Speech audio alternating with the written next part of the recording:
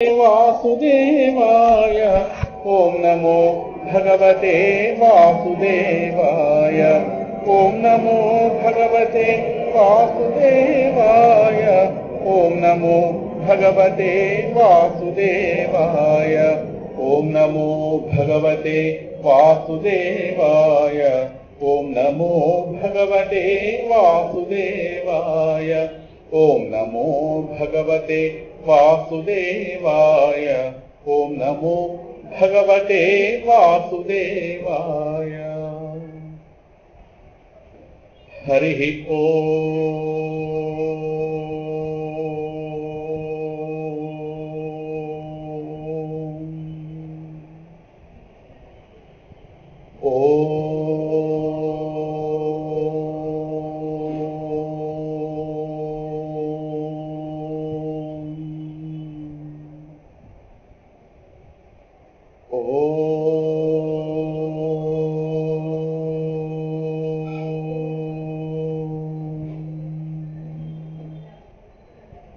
सत्यं विधातुं निजभृत्यभाषितं व्याप्तिं च भूतेष्वखिलेषु चात्मनः अदृश्यताद्यद्भुतरूपमुद्वहन् स्तम्भे सभायां न मृगं न मानुषम् प्रह्लादवरदनरहरि नमो नमो दयानिधि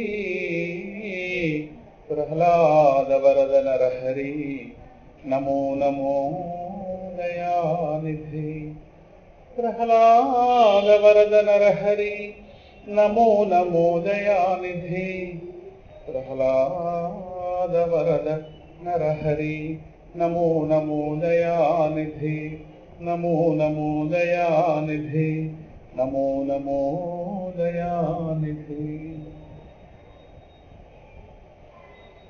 सत्यज्ञानसुखस्वरूपममलं क्षीराब्धिमध्यस्थितं योगारूढमतिप्रसन्नवदनं भूषासहस्रोज्ज्वलं शङ्खं चक्रपिनाकसाभयकरान् बिभ्राणमर्कच्छविं छिद्रीभूतफणीन्द्रबिन्दुधवलं लक्ष्मीं नृसिंहं भजे श्रीवराहलक्ष्मीं नृसिंहं भजे।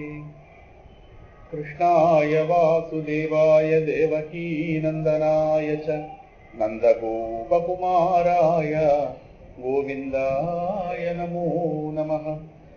श्रीमत्पयोनिधिनिकेतन चक्रपाणे भोगीन्द्रभोगमणिराजित पुण्यमूर्ते योगीश शाश्वत शरण्य भवाब्धिपोता लक्ष्मीनृसिंह मम देहि करावलम्बम्।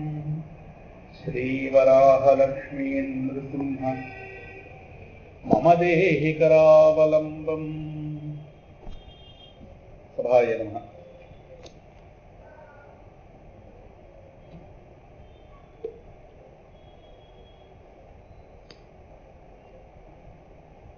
భగవానుడి దయ వల్ల జీవితంలో మరొక రోజు భగవద్ విషయంతో సంగమం కల్పించుకునే అవకాశం కలిగింది. సత్సంగం భగవద్ విషయాన్ని చర్చించుకోవడానికి, ముచ్చటించుకోవడానికి, భగవద్ విషయంలో మనస్సుని రమింపజేయడానికి సత్సంగ కార్యక్రమ రూపంలో ఒక అవకాశాన్ని అనుగ్రహించిన భగవానుడికి ప్రణమిల్లుతూ శ్రీ కార్తీక దామోదరాయ నమః. 7వ అంశంలోకి ప్రవేశించాము. Page number 235. ఇప్పటిదాకా 1వ దాని నుంచి మన ప్రస్థానాన్ని ప్రారంభించి భక్త ప్రహ్లాదుడు భక్తి విశేషాలు, భక్త ప్రహ్లాదుడి స్వరూప స్వభావాలు, తేడా పిల్లవాడు భక్త ప్రహ్లాదుడు, ప్రహ్లాదు సంసార భీతి పరిశీలన, ప్రహ్లాద హృదయం, అలాగే నేటి కాలం ఆధ్యాత్మిక ప్రచారకులకు, సాధకులకు భక్త ప్రహ్లాదుని ఆదర్శత్వము అన్నటువంటి 6 అంశాలని సహేతుకంగా శాస్త్రీయంగా విశ్లేషణ చేసుకుని ఇప్పుడు 7వ అంశంలోకి సత్యం విధాతులోని కొన్ని విశేషాలు అనే ఒక అంశంలోకి ప్రవేశించాం. ఈ సత్యం విధాతం అన్నది మూల భాగవతంలోని శ్లోకం. నృసింహస్వామి వారి యొక్క ఆవిర్భావ సన్నివేశాన్ని వ్యాసుల వారు వివరణ చేస్తూ అందులో మొట్టమొదటి ఇచ్చిన శ్లోకం అదే. అక్కడ తండ్రి కొడుక్కి ఇద్దరికి కూడా సంవాదం అవుతోంది. అంటే మాట పెరిగింది. అస్తి నాస్తి ఘర్షణ. భగవంతుడు అయితే లేడు, ఉన్నా ఎక్కడో ఉన్నాడు అనే భావనతో ఉన్నవాడు ఒకడు, అసలు ఉన్నది భగవంతుడే అన్నవాడు ఒకడు. ఈ ఇద్దరు కూడా తండ్రి కొడుకులుగా అక్కడ నిలబడ్డారు. నా ధాటికి నిలబడలేక భగవంతుడు ఎడో పారిపోయాడు. భగవంతుడు అనేవాడు లేడు. ఒకవేళ ఉన్న వైకుంఠం అనే లోకానికి పరిమితమై ఉన్నాడు. ఈ ప్రపంచంలో అనేక మంది ఎలా ఉన్నారు, అలా వాడు కూడా అక్కడో పరిమితంగా ఉన్నాడు అనేటువంటి. అంటే భగవంతుడి ఎందుకు అల్ప దృష్టి, పరిమితమైన దృష్టిలో ఉన్నవాడు తండ్రి. అలా కాదు, అసలు ఉన్నది భగవంతుడే, రెండో వస్తువు లేదు. మరి ఉన్నట్లుగా కనిపిస్తున్న ప్రపంచం వాడి యొక్క నీడ. అర్థమవుతుందా? భగవంతుడి బింబం అయితే ప్రపంచం ప్రతిబింబం. ప్రతిబింబం తెలుస్తోందంటే మీ ప్రతిబింబాలు తెలుస్తున్నాయి. ఇక్కడ బింబం ఉంటే ప్రతిబింబం, బింబం మీద ఆధారపడి ప్రతిబింబం ఉంటుంది. బింబం లేకపోతే ప్రతిబింబానికి అస్తిత్వం లేదు. అలాగే ఈ ప్రపంచం కూడా ఒక నీడ లాంటిది, ప్రతిబింబం లాంటిది. బింబము పరమాత్మ. కనుక నీడ తెలుస్తున్నా సరే ఉన్నది బింబమే, సత్యమే. నీడ సత్యం కాదు అనే జ్ఞానం మనకుంది. కాబట్టి ఎవరైనా మీకు ఏదైనా ఇవ్వాలనుకుంటే బింబం దగ్గర పట్టుకొస్తారు, కానీ నీడ దగ్గర పట్టుకొచ్చి పెట్టరు కదా. బింబం తింటే నీడ తింటుంది, బింబం తినకపోతే నీడ తింటుంది. బింబం మీద ఆధారపడి ఉంటుంది నీడ. అలాగే ఈ విశ్వం ఏదైతే ఉన్నట్టుగా తెలుస్తుందో, స్వతంత్రంలా కనిపిస్తోందో, ఇది స్వతంత్రంలా కనిపిస్తున్నదే కానీ స్వతంత్రం కాదు. ఇది భగవంతుడు అనే బింబం మీద ఆధారపడింది అని ఒక పరిపూర్ణమైన జ్ఞానం ఉన్నవాడు, అదేదో కాలక్షేప జ్ఞానం కాదు, శాస్త్ర జ్ఞానంతో పరిమితమైనవాడు కాదు, అనుభూతి జ్ఞానం ఉన్నవాడు, పరిపూర్ణమైన అనుభూతి జ్ఞానం ఉన్నవాడు కొడుకు. ఈ విధంగా ఆ తండ్రి కొడుకుల యొక్క మధ్య జరిగినటువంటి సంవాదం ఏదైతే ఉందో అది ఒక ఘర్షణకు దారి తీసింది. మాట పెరిగింది. ప్రహ్లాదుడు భాష్యంప, హిరణ్యకశిపుడు తర్జింప. వాడు బెదిరిస్తున్నాడు. వాడు ఈ పిల్లవాడేమో చక్కగా అందంగా ప్రశ్న సమాధానం చెప్పుకుంటూ వెళుతున్నాడు. ఈ ఇద్దరి మధ్య ఈ మాట ఏమైనా రెండు వస్తువులు ఎలాగా రాజుకుంటే అగ్ని పుడుతుందంటామే, అలాగే వీళ్ళిద్దరి మధ్య పోతుందా, వీళ్ళిద్దరి మధ్య కూడా ఆ మాటల రాపిడిలోంచి పుట్టినటువంటి జ్వాలాగ్నియే నృసింహ జ్వాలాగ్ని. నృసింహుడు ఆవిర్భవించాడు. ఆ ఆవిర్భవించబోతున్న సన్నివేశాన్ని పోతన గారు అక్కడ రాదు. వ్యాసుల వారు మూల భాగవతంలో అక్కడ రాశారు. వ్యాస భాగవతం 7వ స్కంధం 8వ అధ్యాయం 18వ శ్లోకం క్లియర్గా ఉంది అక్కడ. ఆ శ్లోకాన్ని ఒకసారి చదువుకుని ఆ శ్లోకంకి మన పోతన గారు ఏదైతే కొన్ని భావాలు జోడించారో వాటిని సమన్వయిస్తూ కొన్ని విశేషాలు, ఈ శ్లోకానికి సంబంధించి కొన్ని విశేషాలని ఈ శీర్షికలు మనం తెలుసుకునే ప్రయత్నం చేద్దాం. ముఖ్యంగా మధ్యలోకి వెళుతున్న నవ్వు కూడా వస్తుంది. అంటే కొద్దిగా హ్యూమరస్గా రాశాను దీన్ని. ఒకవేళ అలా జరిగి ఉంటే అలా ఉంటుంది అని మధ్యలో కొంచెం నవ్వు వస్తుంది. చూద్దాం, అర్థమవుతుంది. ఆ నవ్వు ఇవాళ వస్తుందా, వచ్చేవాళ్ళ వస్తుందో తెలియదు, కానీ చూద్దాం. నవ్వు మాత్రం వస్తుంది మధ్యలోకి వెళ్ళి. ముందు శ్లోకం సత్యం విధాతుం నిజభృత్య భాషితం వ్యాప్తించ భూతేష్వఖిలేషు చాత్మనః అదృశ్యతాత్యద్భుత రూపముద్వహన్ సంభే సభాయాం నమృగం నమానుషం. అద్భుతమైన శ్లోకం. తాత్పర్యం కూడా కిందిచ్చాం. శ్రీహరి సకల పదార్థముల యందు తాను వ్యాపించున్నానని నిరూపించడం ద్వారా తన భక్తుని మాటను అక్కడ భక్తులెవరు? సనకాదులు, ప్రహ్లాదుడు, బ్రహ్మగారు, నారదుల వారు. చెప్పుకున్న విశేషణాలు ముందు అక్కడ ఉన్న చదువుకున్నప్పుడు వద్దాం. తన భక్తుని మాట నిలబెట్టుటకై మిక్కిలి అద్భుతమైనటువంటి రూపాన్ని కాస్త దాల్చి ఆ సభలోని స్తంభంలో నుండి ప్రకటమయ్యాడు. ఆ రూపం నిండా మృగం కాదు, నిండా మనిషి కాదు. మృగం అంటే అక్కడ సింహం అని అర్థం. నిండా సింహం రూపం కాదు, నిండా మనిషి కాదు. దాని అర్థం సగమిది సగమది అని అర్థం. సగమిది సగమది అని చెప్పలేదు. నిండా ఇది కాదు, నిండా అది కాదని దాని అర్థం ఆ రెండు అందులో ఎంతో కొంత ఉన్నాయి కాబట్టి ఆ రెండింటిని ప్రస్తావించాడు. నిండా లేవు కాబట్టి నిండా కాదని చెప్పాడు. నమృగం నమానుషం. ఆ రెండు ఎందుకు చెప్పాలి? ఆ రెండే అక్కడ ఉన్నాయి కనుక. అలాగని పూర్తిగా ఉన్నాయా? కాదు. పూర్తి సింహాకారం కాదు, పూర్తి మనుష్యాకారం కాదు. అంటే దాని అర్థం సగం సగం. అద్భుతంగా చెప్పారు. అందులో రకరకాల తాత్విక రహస్యాలు. ప్రస్తుతం అక్కడ దానికి పరిమితం అవుతాం. చెప్పొచ్చేది ఆ కింద పారాగ్రాఫ్ చదువుకుంటే మనకు అర్థమవుతుంది.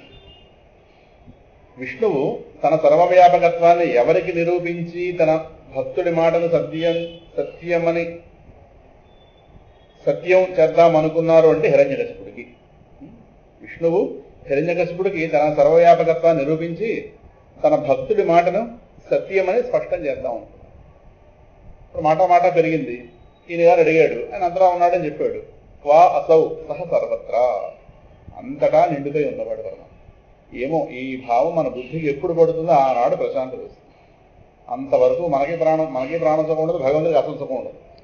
ఈ కార్తీక మాసం ఎప్పుడు పడిపోతుందో నాకు ఊపిరాటలేదు అంటాడు ఆయన. బాబు చంపేస్తున్నారు ప్రపంచం అంతా. ఇంతమంది కోట్ల కొద్ది కొబ్బరికాయలు పోసేస్తారు.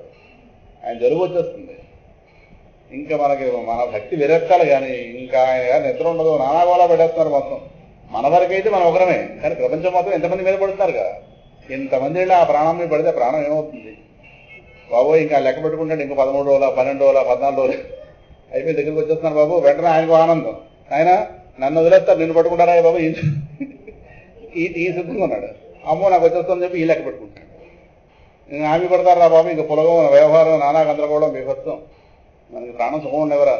మళ్ళీ పడ్డంగా నువ్వు పడాడు. నాకేనేంటి, ఇద్దరు పక్క వాళ్ళ ద్వారా వాళ్ళు చెప్పుకుంటారు, మన ద్వారా అలా చెప్పుకుంటాం, వాళ్ళ ద్వారా వాళ్ళు అలా చెప్పుకుంటాం. మనకి ఏది ఎక్కువైనా ప్రమాదమే అవతల వాళ్ళకి. ద్వేషం ఎక్కువైనా ప్రమాదమే, ప్రేమ ఎక్కువైపోయినా ప్రమాదమే. ఏదో గోల మొత్తం మీద ప్రహ్లాదుల వల్ల ఆ ఇబ్బంది లేదు స్వామికి. ఎందుకంటే భౌతిక వస్తువులతో అక్కడ ముడిపడి లేదు ఆ భక్తి. భక్తి సహజంగా ఉంది. మనం ఏంటంటే వస్తువులు వాడితే కానీ భక్తి రాదు మనకి. వాళ్ళకి భక్తి స్వరూపంగా ఉంది. అందులో వాళ్ళు వస్తువు వాడినా వాడకపోయినా వాళ్ళ స్వరూపమే భక్తి. మనకు అలా కాదు. మన కొబ్బరికాయ పట్టుకుంటే కానీ పరమశివుడు జ్ఞాపకం రాడు. పాల ప్యాకెట్ చూస్తే కానీ జ్ఞాపకం రాడు మనకి. ఓ దీపం పెడితే కానీ జ్ఞాపకం రాడు మనకి. ఈ గోల ఉంది మధ్యలో, అర్థమవుతుందా? ఉపవాసం చేస్తే కానీ జ్ఞాపకం రాడు. ఇది రకాలుగా వాళ్ళకి అలా కాదు. వాళ్ళకి ఆ నెపంతో పని లేదు. వాళ్ళకి పరమాత్ముడి అర్థమైపోయాడు. చెప్పొచ్చేది సత్యం విధాతుం నిజభృత్య భాషితం. నిజభృత్యులు తన నిజభృత్యుడి యొక్క భాషితం మాటని సత్యం విధాతుం, సత్యమని నిరూపించడానికి. ఏంటక్కడ వాడి మాట? వ్యాప్తించ భూతేషు అఖిలేషు చాత్మనః. తన యొక్క ఆత్మనః వ్యాప్తిం అఖిలేషు భూతేషు. అఖిలేషు భూతేషు ఆత్మనః వ్యాప్తిం. సమస్తమంతటా తాను నిండిపోయి ఉన్నాడు అనేటటువంటి తన తత్వం ఏదైతే ఉందో, సర్వమంతటా అవబడుకోండి, సర్వమంతటా నిండిపోయి ఉన్నటువంటి తన స్వరూపాన్ని, తాను సర్వమంతటా నిండిపోయి ఉన్న స్వరూపము అని ఆ పిల్లవాడు ఏదైతే చెప్పాడో సత్యం విధాతం, నిజభృత్యుడు. అక్కడ నిజభృత్య అని పదం వాడారు. భృత్యుడు నిజభృత్యుడు. భృత్యుడు అంటేనే సేవకుడు. కానీ సేవకులందరూ నిజభృత్యులు కాదు. జీతం అల్లవాడు పెంచాడు అనుకోండి, వీడి వాడు పోతాడు. భృత్యుడు అంటే స్వామి యొక్క శ్రేయస్సు కోసం పనిచేసేవాడు, ఆయన యోగక్షేమ కోసం పనిచేసేవాడు. ఆయన గారు వీడు జీతం ఇస్తాడు. ఒక వర్కర్ దగ్గర పెట్టుకుంటే ఈయనకి ఏదో అవసరం వాడు తీరుస్తుంటాడు, వాడు అవసరం వీడు తీరుస్తాడు. వాళ్ళు భృత్యులు అంటే సేవకులను అర్థం. కానీ భృత్యులందరూ నిజభృత్యులు కాదు. అవసరం తీరితే ఏదో పోతారు, ఇంకో జీతం వస్తే ఇంకో ఉద్యోగాన్ని పోతారు. ఒకప్పుడు అప్పుడే ఉండి యజమానికి అపకారం కూడా చేసేవాళ్ళు బోర్డు మంది ఉన్నారు. కానీ ఇక్కడ ఉన్నవాడు అలా కాదు, నిజభృత్యుడు, నిజమైన భృత్యుడు. తనని పూర్తిగా భగవంతుడికి అప్పచెప్పుకున్నవాడు. భగవంతుడే తన ఊపిరైన వాడు, భగవంతుడే తన ప్రాణమైన వాడు. వాడు నిజభృత్యుడు. అటువంటి ఆ నిజభృత్యుడి యొక్క భాషితం మాటని, ఏంటా మాట? భగవంతుడు సర్వవ్యాపి, సర్వగతుడు, అంతటా నిండుపై ఉన్నవాడు. దీని ఆధారంగా చేసుకునే పోతన గారు ఇందుగలడు అందులేడు అని అక్కడ తీసుకొచ్చింది. కనుక ఇప్పుడు తను చెప్పేది తన తండ్రికి, ఎవరు ముందు నిజభృతుడు ప్రహ్లాదుని తీసుకోండి, తర్వాత మరి కొంతమంది వస్తారు లిస్టులోకి. ప్రహ్లాదుడు హిరణ్యకశిపుడు చెప్పాడు, క్వా అసౌ, వాడు ఎక్కడున్నాడు? యస్త్వయా మందభాగ్యోక్తో మదన్యో జగదీశ్వర క్వా అసౌ. నాకు తెలిసి హిరణ్యకశిపుడు మాట, నాకు తెలిసి నేనే ఈ ప్రపంచానికి పరిపాలకుడిని. నువ్వు చూస్తే ఇంకోటి ఎవడో ఉన్నాడు అంటున్నావు. నీ చేత చెప్పబడుతున్నటువంటి ఆ ఈశ్వరుడు ఒకవేళ ఉన్నట్టయితే వాడు ఎక్కడ ఉన్నాడు రా అని అడిగి. మదన్య నాకంటే వేరుగా మరొక ప్రభువు కనుక లోకానికి ఉన్నమాట సత్యమైతే వాడు ఎక్కడున్నాడు? ఇది ఇప్పుడు కనిపించలేదే.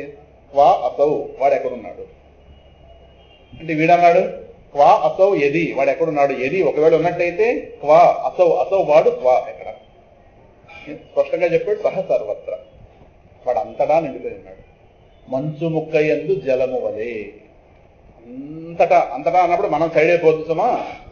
మన కలుపుకుని సమస్తాం. మన దురదృష్టం ఏంటంటే మనకు తక్కువ వచ్చేస్తాం. చెప్పొచ్చేది అందరూ తక్కువ వచ్చేస్తాం. ఆ వాక్యం అందరూ చెప్తాం, ఇలా బాగా పైకి చూస్తుంటాం. మళ్ళీ మన సైడ్ అయిపోయామన్నాం. ఇలా అందరూ మేడ పైకి ఎత్తితే ఈ పట్టేస్తాయి. అక్కడెక్కడో ఉన్నాడు, ఇక్కడ లేడని అర్థం. వాడు ఏం చెప్తాడు? అంతటా ఉన్నాడు అని చెప్తాడు. అందరూ ఉన్నాడు, అందులో మనం లేమా అంటాం. కానీ ఆ వాక్యం జరుగు పక్క వచ్చేస్తాం. నేను ఒక్కడే కాదు, కాబట్టి మీ అందరూ ఉండంటే నేను పక్క వచ్చేస్తాను, నేను చెప్తాను. మీ దగ్గర వచ్చేసరికి మీరు ఒకరైనా నేను ఉంటాను పక్కన చెప్పి మీరన్నా ఇలా మొత్తం మీద ఎవడో ఉండడు అక్కడ. వాడు చూస్తే అంతరాలు నిండి ఉన్నవాడు, ఇక్కడ చూస్తే అందరూ సైడ్ అయిపోతుంది. ఇది వచ్చింది. ఇది స్వాముల వారి దగ్గర కూడా ఉన్న సమస్య వచ్చింది కూడా. వేరుగా చూస్తారు కానీ వాడిని కలుపుకోరు. ఇవి ఆ జాతీయమే పట్టిస్తారు శిష్యుడికి. సో అందరూ ఇలా చూడటమే పైకి ఇలా నక్షత్రాన్ని చూసినట్టు. చూసారా సాయంకాలం 6 నక్షత్రం వచ్చినా చూడండి, అన్నం తినేయాలి వేరే అని. అలా అలా అలవాటు పడ్డాం ఆకాశంలో చూడండి. ఇక్కడ ఉన్నవాడే ఎక్కడైనా ఉన్నాడు, ఇక్కడ లేనివాడు ఎక్కడ ఉండే అవకాశం అర్థమవుతుందా అని ఎంత ధైర్యంగా పిల్లవాడు అనుభూతితో చెప్తుంటే మనకి అది పట్టదు. వచ్చిన వాళ్ళు అదే మనకి పట్టదు. అలవాటు పడ్డాం. అలాగే ఏం చేస్తాం? పాడు అలవాటు అలాగా అయిపోయింది. మనల్ని పరమాత్మ కంటే వేరుగా చూసుకుంటాం, పరమాత్మ మనకంటే వేరుగా పోలేండి ఏదో. మొత్తం మీద ఆ పిల్లవాడి యొక్క మాట నిస్సహ సర్వత్ర. అది వెంటనే అన్నాడు, ఏమన్నాడు? కస్మాత్ స్తంభేన. అంతటా ఉన్నాడు అన్నప్పుడు వాడి దృష్టి స్తంభమే పడింది ఎదుర్కొండా. దాని దృష్టం పాపాత్ముడైనా వాడి దృష్టి వాడిని పడింది. కస్మాత్ స్తంభేన. మరి అంతటా ఉన్నాడు, స్తంభంలో కనిపించట్లేదే అన్నాడు. వెంటనే ప్రహ్లాదుడు దృశ్యతే అలా కనిపిస్తున్నాడు. ఇది సంవాదం ఇద్దరిది. వెంటనే కనిపిస్తున్నాడు అనగానే వీడికి మరి ఇంకా ఆ లోపల నుంచి ఆ ఉక్రోషం వచ్చింది. వెతుకుతున్నాడే పాపం చంపుదామని ఎప్పటి నుంచో. ఇద్దరిని చంపేద్దామని పాపం వాడిని, ఈ పిల్లవాడిని మొత్తం మీద. అంటే శత్రుశాఖం లేకుండా చేసుకుందాను వాడి భావన. దాంతో అక్కడ స్పష్టంగా ఉన్నాడు అనగానే ఇప్పుడు ఆ పిల్లవాడు చెప్తున్న దాన్ని బట్టి వీడు అనుభూతితో చెప్తున్నాడు అని తెలిసిపోయింది. వాడు మనం ఆ నోట ఈ నోట విని చెప్పింది వేరు, అనుభూతితో చెప్పింది వేరు. అనుభూతి ఉన్నప్పుడు ఆ మాటలో శక్తి ఉంటుంది. అనుభూతి లేని మాటలు ఒక అవసరం మాటలో ఉంటాయి.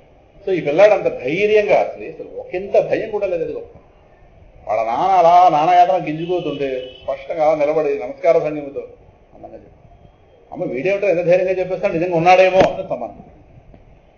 అది అక్కడ జరిగింది. అది ఆ సందర్భంలో వచ్చిన శ్లోకం. నిజభృత్య భాషితం ఆత్మనః అఖిలేషు భూతేషు వ్యాప్తించ. ఆత్మనః తన యొక్క అంటే భగవంతుడు తన యొక్క అంతటా వ్యాపించి ఉన్నటువంటి తన స్వరూపం ఏదైతే ఉందో దాని గురించి ఆ పిల్లవాడు ఏదైతే చెప్పాడో, అంటే ఆ పిల్లవాడు తన సర్వవ్యాపకత్వం గురించి చెప్పాడు. ఆ సమయంలో కనుక అది హిరణ్యకశిపుడికి నిర్ధారణ కాకపోతే పిల్లవాడు మారిపోయినట్టు. మాట అర్థమవుతుందా? పిల్లవాడు మాటపోయినట్టు. పిల్లవాడు మాటపోతే అది ఎవరికి? స్వామికే. ఈ పిల్లవాడు అనుభూతితో చెప్పాడు, మరి దాని సత్యం అని వాడు నిర్ధారణ చేయాలా వద్దా? నిర్ధారణ చేయాలి. సత్యం విధాతం. చాలా మంది ఏమంటారంటే సత్యం చేయడానికి అంటున్న, సత్యం చేయడానికి కాదు, సత్యమని నిర్ధారించడానికి. ప్రహ్లాదుడు చెప్పింది అదేదో కాలక్షేపం మాట కాదు, ఏదో కల్పిత మాట కాదు, అనుభూతి. దాన్ని హిరణ్యకశిపుడికి నిరూపించాలి. హిరణ్యకశిపుడిని ఆధారంగా చేసుకుని మనందరికి నిరూపించాలి. మనందరం హిరణ్యకశిపుడు సిస్టర్స్. మనందరం హిరణ్యకశిపుడు ఫ్యామిలీ. ప్రహ్లాద ఫ్యామిలీ పక్కన పెట్టండి. హిరణ్యకశిపుడు family full, Prahlada family nil. So హిరణ్యకశిపుడి ద్వారా లోకాలనేది నిరూపణ చేయాలి. ఎందుకంటే ఆ సన్నివేశం ఎక్కడో జరిగింది, ఏ హోబలంలోనో కావచ్చు, కానీ భాగవతంలో వచ్చిందా లేదా? సుఖమహర్షి చెప్పారు. ఎందుకు? మనం ఉన్నాం కదా డౌటింగ్ థామస్లు. పక్కన మతం ఉందిగా డౌటింగ్ థామస్. మనమే ప్రతిదీ సందేహమే. డౌటింగ్ థామస్ బైబిల్కి సంబంధించిన వాడికి అన్ని సందేహాలే. మనకి సందేహమే. ఉన్నాడంటారా? దీపం పెడుతుంటాం, ఉన్నాడంటారా?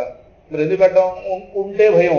మళ్ళీ ఉంటే ఏం చేస్తాడో కాబట్టి దీపం పెట్టేస్తే ఇలా 50-50గా ఉంటాం. ఎప్పుడు ఉన్నాడు అనే నిర్ధారణ లేదు. చినుకోవాలి. అది ఇక్కడ ఈ పిల్లవాడు అనుభూతితో చెప్తున్నాడు. దాన్ని హిరణ్యకశిపుడికి నిరూపణ చేయాలి, నిరూపించడానికి, సత్యం చేయడానికి కాదు, నిరూపణ చేయడానికి. సత్యం చేయడం అంటే అర్థమైందా? లేని దాన్ని ఉన్నట్టుగా చూపించడానికి సత్యం అంటే సత్యం చేయడం అంటారు. అది కాదు ఉన్న సత్యం, అది హిరణ్యకశిపుడు అందుకోలేకపోతున్నాడు, వాడి స్థాయికి దింపడం. ఇప్పుడు హిరణ్యకశిపుడు చెప్పాలి ఏమని, ఆయన అంతరా ఉన్నాడని. ఎలా చెప్పగలడు? ప్రహ్లాదుడి స్థాయి జ్ఞానం వాడికి లేదే. అప్పుడు వాడి స్థాయికి దింపాలి, వాడి స్థాయికి దింపి వాడికి నిరూపణ అవ్వాలి. అదేం చేస్తాడు స్వామి చూద్దాం. అర్థమవుతుందా? అది సత్యం విధానం అంటే. సత్యం నిర్ధారణ చేయడానికి, తన నిజభృత్యుడి యొక్క మాటని సత్యం నిర్ధారణ చేయడానికి అదృశ్యత అత్యద్భుత రూపముద్వహన్, ఒక అత్యద్భుతమైనటువంటి రూపాన్ని ధరించి అదృశ్యత కనిపించాడు. ఎక్కడ? సభాయాం స్తంభే, ఆ సభా ప్రాంగణంలో ఉన్నట్టు ఒకనొక స్తంభంలో. ఏంటి ఆ రూప విశేషం? నమృగం నమానుషం, పూర్తి మృగం కాదు, పూర్తి మనుష్య రూపం కాదు, అంటే సగం సగం చెప్పుకున్నాం కదా. అదే అక్కడ తాత్పర్యంలో ఉంది. అదే ఇక్కడ నిజభృత్యులు అంటే ఎవరైనా చెప్పు, మాట ముందుకు వెళ్ళిపోదాం. నిజభృత్యుల్లో ముందు ప్రహ్లాదుడే ఉన్నాడు లిస్టులో.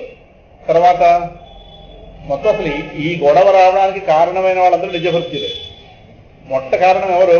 సనక సనందాదులు, వాళ్ళు శాపం ఇచ్చారు వీడికి. అంతకంటే ముందు బ్రహ్మగారు కూడా అందులో కారణభూతులై ఉన్నాడు, నారదులు వారు. అర్థమవుతుందా?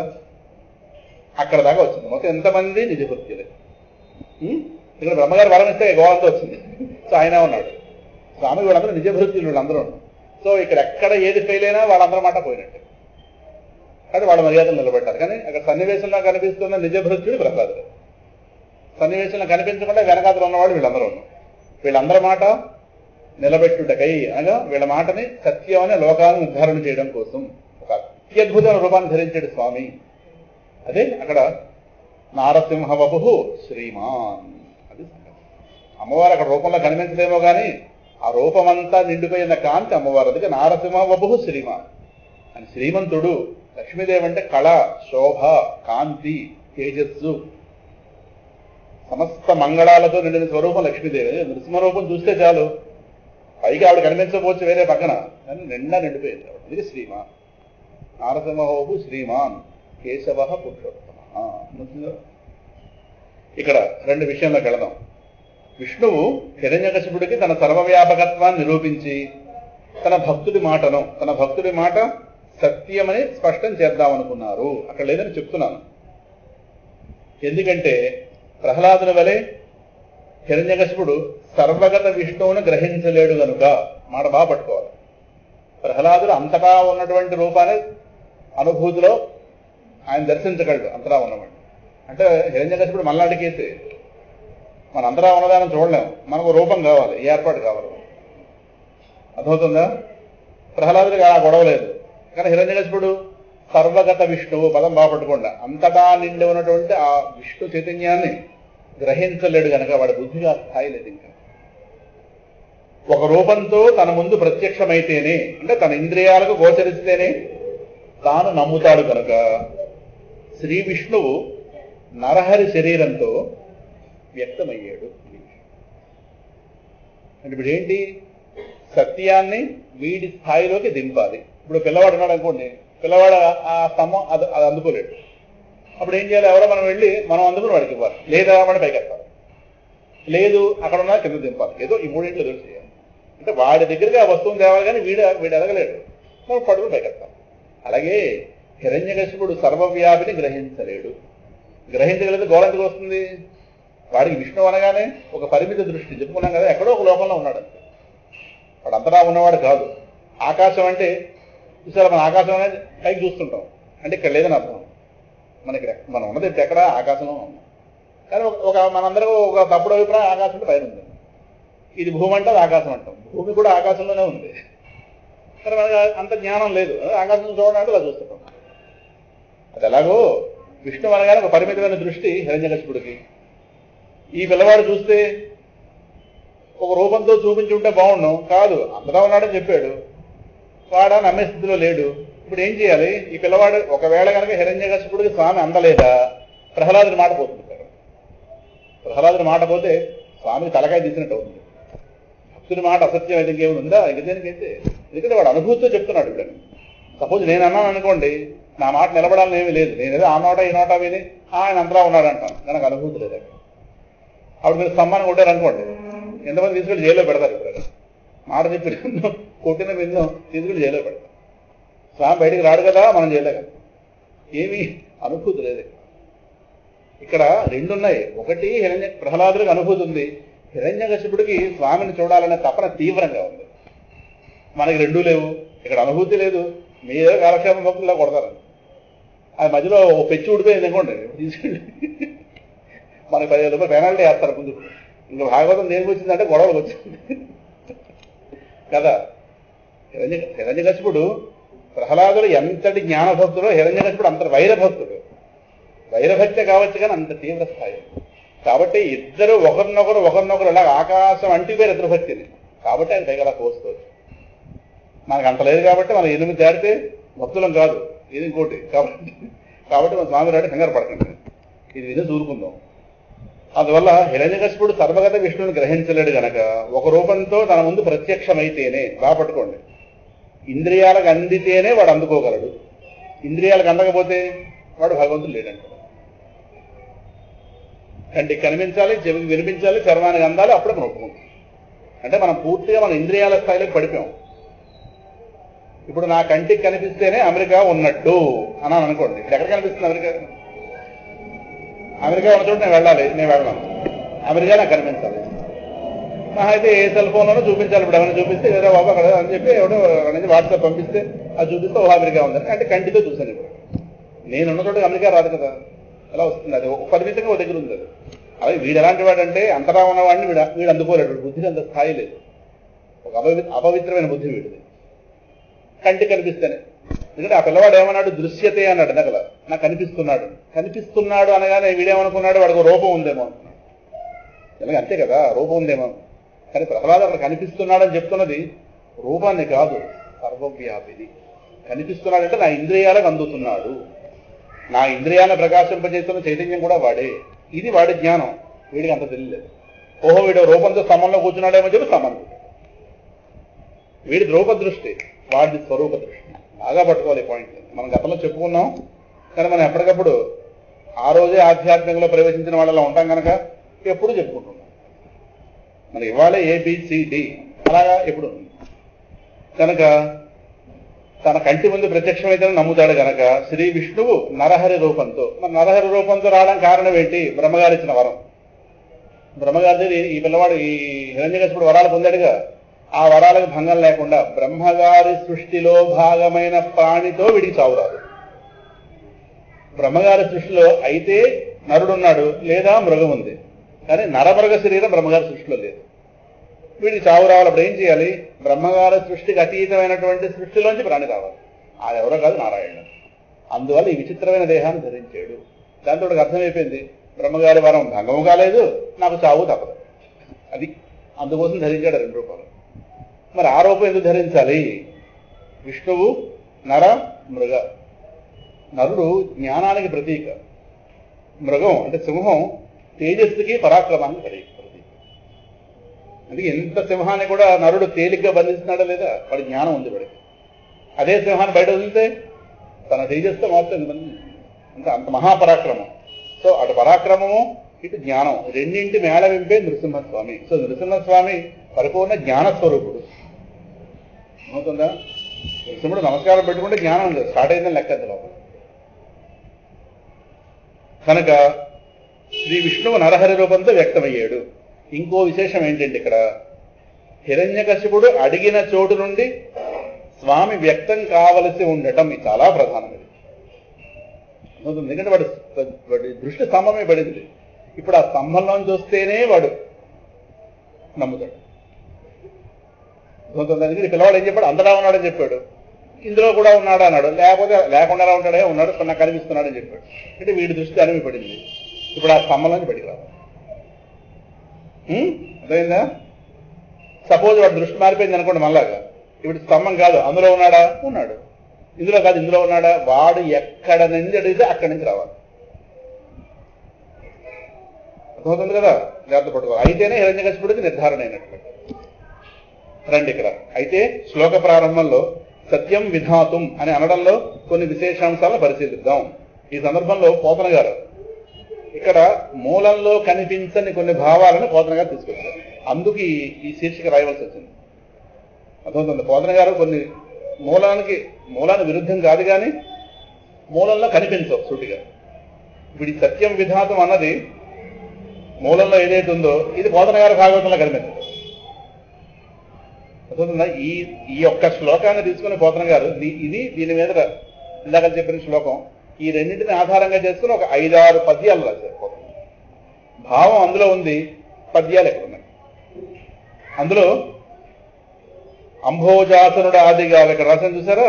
ఈ సందర్భంలో పోతన గారు అంభోజాసనుడు ఆదిగాగా నేడు కానబడి ప్రత్యక్ష స్వరూపంబునన్ అంటే బ్రహ్మగారి నుండి గడ్డి పరక పర్యంతం అంతటా నిండున్నవాడు ఈ స్తంభంలో లేకుండా ఎలా ఉంటాడు? మొదలది తుది ఇది, మధ్యలో ఉంది స్తంభం. ఇందులో లేకుండా ఎలా ఉంటాడయ్యా? ఉన్నాడు.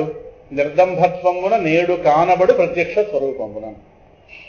నువ్వు గనక శ్రద్ధతో పిలిస్తే తప్పకుండా నీకు వచ్చి నీ కంటికి కనిపిస్తాడు అని చెప్పాడు. ఎవరు? పోతన గారి ప్రహ్లాదుడు.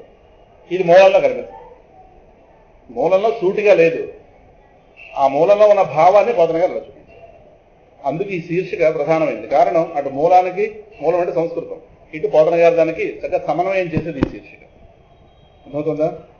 నేడు కానబడు ప్రత్యక్ష స్వరూపమునని ప్రహ్లాదుడు ఎంత ధైర్యంగా చెప్పాడంటే ఇవాళ నీ కంటికి కనిపిస్తాడని చెప్పాడు. చెప్పడమే, ఎవరు పెడితే వాళ్ళు ఇలా పరమాత్మ ఇలా కనిపిస్తాడని చెప్పడమే. చెప్పడానికి ఎంత ధైర్యం ఉండాలి. చెప్పితే సత్యం అవ్వాలా వద్దా? మాటపోతే అదే రాశాను ఇక్కడ. లోపల ఎలాగో రాశాను కాబట్టి ముందు చెప్పను.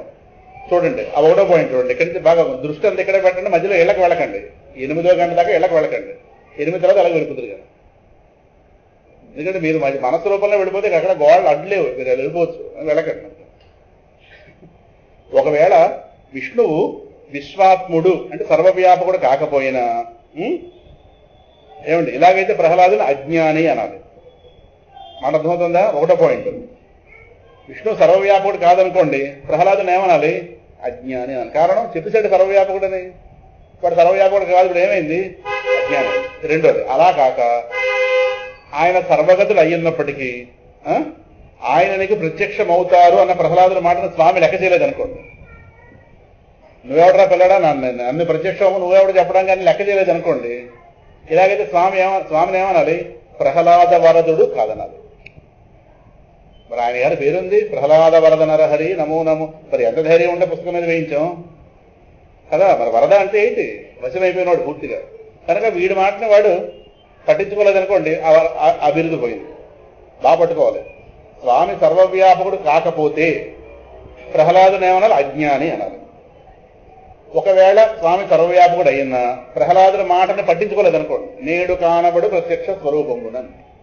అప్పుడు ఏమనాలి? ఓ ప్రహ్లాదురా, నువ్వు నేను ఓటారా? నీ మాట స్వామి లేదు, నా మాట ఎలాగో వింటావు. నువ్వు నేను ఓటారా? మనం జరగట్టాలి. ఇప్పుడు అంత లేదు. స్వామి ప్రహ్లాద వరదుడు, వాడు ఏం చెప్తే చేస్తాడు. ఆయన గారు అజ్ఞానం అనాలి, ఈయన గారిని ప్రహ్లాద వరదుడు కాదనాలి. అంటే కారణం ప్రహ్లాదుడి మాట విఫలమైపోతుంది కదా. కానీ ఆ పరిస్థితి రాలేదు అక్కడ. అలా కాక హిరణ్యకశిపుడు అడిగిన చోటులో స్వామి నరహరి రూపంతో ప్రత్యక్షం అయ్యాడంటే స్వామి సర్వగతుడు ప్రహ్లాద వరదుడు అని, అలాగే ప్రహ్లాదుడు పూర్ణ విష్ణు జ్ఞాన భక్తుడు అని స్పష్టమైంది కదా. ఏమంటే ఈ శీర్షిక రాస్తప్పుడు మాత్రం నాకు ఏం వచ్చిందో లోపల ఆనందంగానే. అసలు ఈ ఆలోచన ఎలా వచ్చిందో తెలియదు, కానీ ఇంకా లోపల తమాషాగా ఉంటుంది. ఎవరో ఎటువంటి ప్రయత్నం ఏమో ఎక్కడ నేను చదవలేదు, ఎందుకో తిక్క ఆలోచనలు వచ్చాయి. ఒకవేళ ప్రహ్లాదు కనుక జ్ఞాని కాకపోతే, ప్రహ్లాద్ చెప్పింది అబద్ధమైతే, స్వామి సర్వగతుడు కాకపోతే ఆ కాంబినేషన్ ఎలా ఉంటుందని ఊహించి ఒక 7-8 పాయింట్లు రాశాను సరదాగా.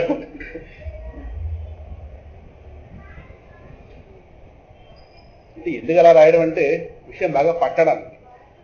అర్థమవుతుందా? స్వామి సర్వగతుడు ప్రహ్లాద వరదుడు. ప్రహ్లాదుడు పూర్ణ విష్ణు జ్ఞాన భక్తుడు. ఎక్కడ జ్ఞానంలో లోటు లేదు, భక్తిలో జ్ఞానమే భక్తి. జ్ఞానం లేని భక్తి నిలబడదు, భక్తి లేని జ్ఞానం ప్రమాదకరం. రెండుగా కనిపిస్తున్నాయి కానీ రెండు ఒకటి. పరమాత్మ అంతగా నిండున్నాడని తెలిస్తే అంతగా మనం భక్తులం అవుతాము. పరమాత్మ పరిమితంగా అర్థమైతే పరిమిత పుత్రం. కార్తీక మాసం వచ్చినప్పుడే భక్తులం, మిగతా రోజుల్లో ఏదో. కానీ నిజమైన భక్తుడికి నిత్యం కార్తీక మాసం. అవుతుందా? మాటలు నచ్చవు మనకి, కానీ తప్పదు. ఎదగాలిగా. ఎప్పుడు అలా చిన్నపిల్లలుగా ఉన్నామండి, జీవితంలో ఎదిగామా లేదా? అలాగే భక్తులు కూడా ఎదగాలి. భక్తుడికి ఎప్పుడూ కార్తీక మాసమే. అంటే రోజు దీపాలు పెట్టడం కాదు, దీపంతో మన బుద్ధే భగవంతుడి కోసం దీపం అయిపోతుంది. అక్కడ మన బుద్ధి దీపం వెలిగించాలి లోపల, అందుకోసం బయటికి చేయిస్తారు. ఏమంటే మీరు రోజు భక్తులం అయితే మా ఇంట్లో నూనె అయితే కొంచెం తక్కువ అండి, మేము దీపాలు వెలిగించిన తర్వాత ఇంట్లో కొడతారు. ఆ శ్రమేమీ లేదు, అంతర్గతంగా లోపల జరుగుతాయి. ఆ శ్రమేం పడకండి, అవకాశం ఉంటే చేస్తాం, లేదంటే. ఇక రెండో పాయింట్, ఆయన ప్రహ్లాదుడు ఏ ధైర్యంతో నిర్దంభత్వమున నేడు కానబడు ప్రత్యక్ష స్వరూపము అనేశాడు చెప్పండి. ఎవరు పెడితే వాళ్ళు ఇలా అనేస్తే స్వామి ప్రత్యక్షం అయిపోతాడా? అలా కాక మన విషయం తీసుకుందాం. మనం ఎందుకు మధ్యలో చేరకుండా మనం చేరుతాం. మనం చెప్పినా స్వామి ప్రత్యక్షం అవట్లేదు కాబట్టి ఆయన సర్వగతుడు కాదందామా? ఎవరైనా సింహాసనం వెళ్ళి స్వామి మాట్లాడతాడా అన్నా అనుకోండి, ఆయన వెళ్ళాక మాట్లాడలేదు అనుకోండి, ఆయన పట్టు కొడతారు కూర్చున్న తర్వాత. ఎవరైనా మాట చెప్పినా ఆయన మాట్లాడదని అంతరాలయంలో ఎంతసేపు కూర్చున్నా మాట్లాడే బయట దోస్తారు ఎంతమంది మమ్మల్ని, మనం ఏం చెప్పి పంపించాం అంటారు లేదా? కాబట్టి నేను చెప్పట్లేదు. మీరు వెళ్ళి దర్శనం పెట్టుకుని పులిహార ప్యాకెట్ పట్టుకొచ్చింది అంటున్నాం, కానీ స్వామి మాట్లాడితే ఎక్కడ మేము అనలేదు కదా. ఏది ఏదైతే చెప్తాం. కానీ ఈ పిల్లవాడు ఏంటి, ఇప్పుడు మన విషయం మనం చెప్పినా స్వామి ప్రత్యక్షం అవ్వట్లేదు కాబట్టి ఆయన సర్వగతుడు కాదందామా? మాట అర్థమైందా? ఎవరు పెడితే వాడు ఎలా అనేస్తే స్వామి ప్రత్యక్షం అయిపోతాడా? అలా కాదు, మనం చెప్పినా స్వామి ప్రత్యక్షం అవ్వట్లేదు కాబట్టి ఏమంటే ఆయన సర్వగతుడు కాదండి, ఎక్కడో మూలం ఉన్నవాడండి, కాబట్టి మనం చెప్పినా అవడండి అందామా? కుదరదు. మన మాట వింటలేదు అనాలి, కానీ ఆయన సర్వగతుడు కాదండానికి లేదు. లేక ఆయనను ప్రత్యక్షం చేయగలిగే భక్తి రూప శక్తి మనకు లేక మనం ఊరుకున్నామా? ఆ మూడోదే సరిపోయింది మనకు, అంతే కదా. అదే మన మాట ఆయన వినండి, ఏమనుకోకుండా ఆయన గారిని బయటకు లాగేంత భక్తి మాకు లేదు. అనవసరంగా మా పరువు మీరు రోడ్డు మీద గెడవకండి అని చెప్పి మనం మీరు ఇంకో మార్గం చూసుకుంటా బాబు అని ఊరుకోవాలి, అంతేనా? ఇప్పుడు ఆయన అక్కడ ఉన్నాడా లేదా చెప్పండి? నిజమా? ఉన్నాడా? ఎవరితో మాట్లాడండి ఇప్పటిదాకా?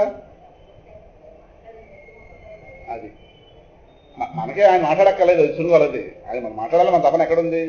మన కొబ్బరికాయ మీద పోయించుకుంటే సరిపోయింది అంతే. కొబ్బరికాయ మీద పోయించుకుని ఆడదించుకుని అయిపోయింది అంతే. మనకి ఏదో ఇప్పుడు మనకు కావలసిన ఆయన ఇస్తే సరిపోతుంది, ఆయన మనకు అక్కర్లేదు. మాట అర్థమైందా? మనకి కావలసినవి ఆయన ఏర్పాటు చేస్తే సరిపోతుంది, ఆయన మనకు అక్కర్లేదు.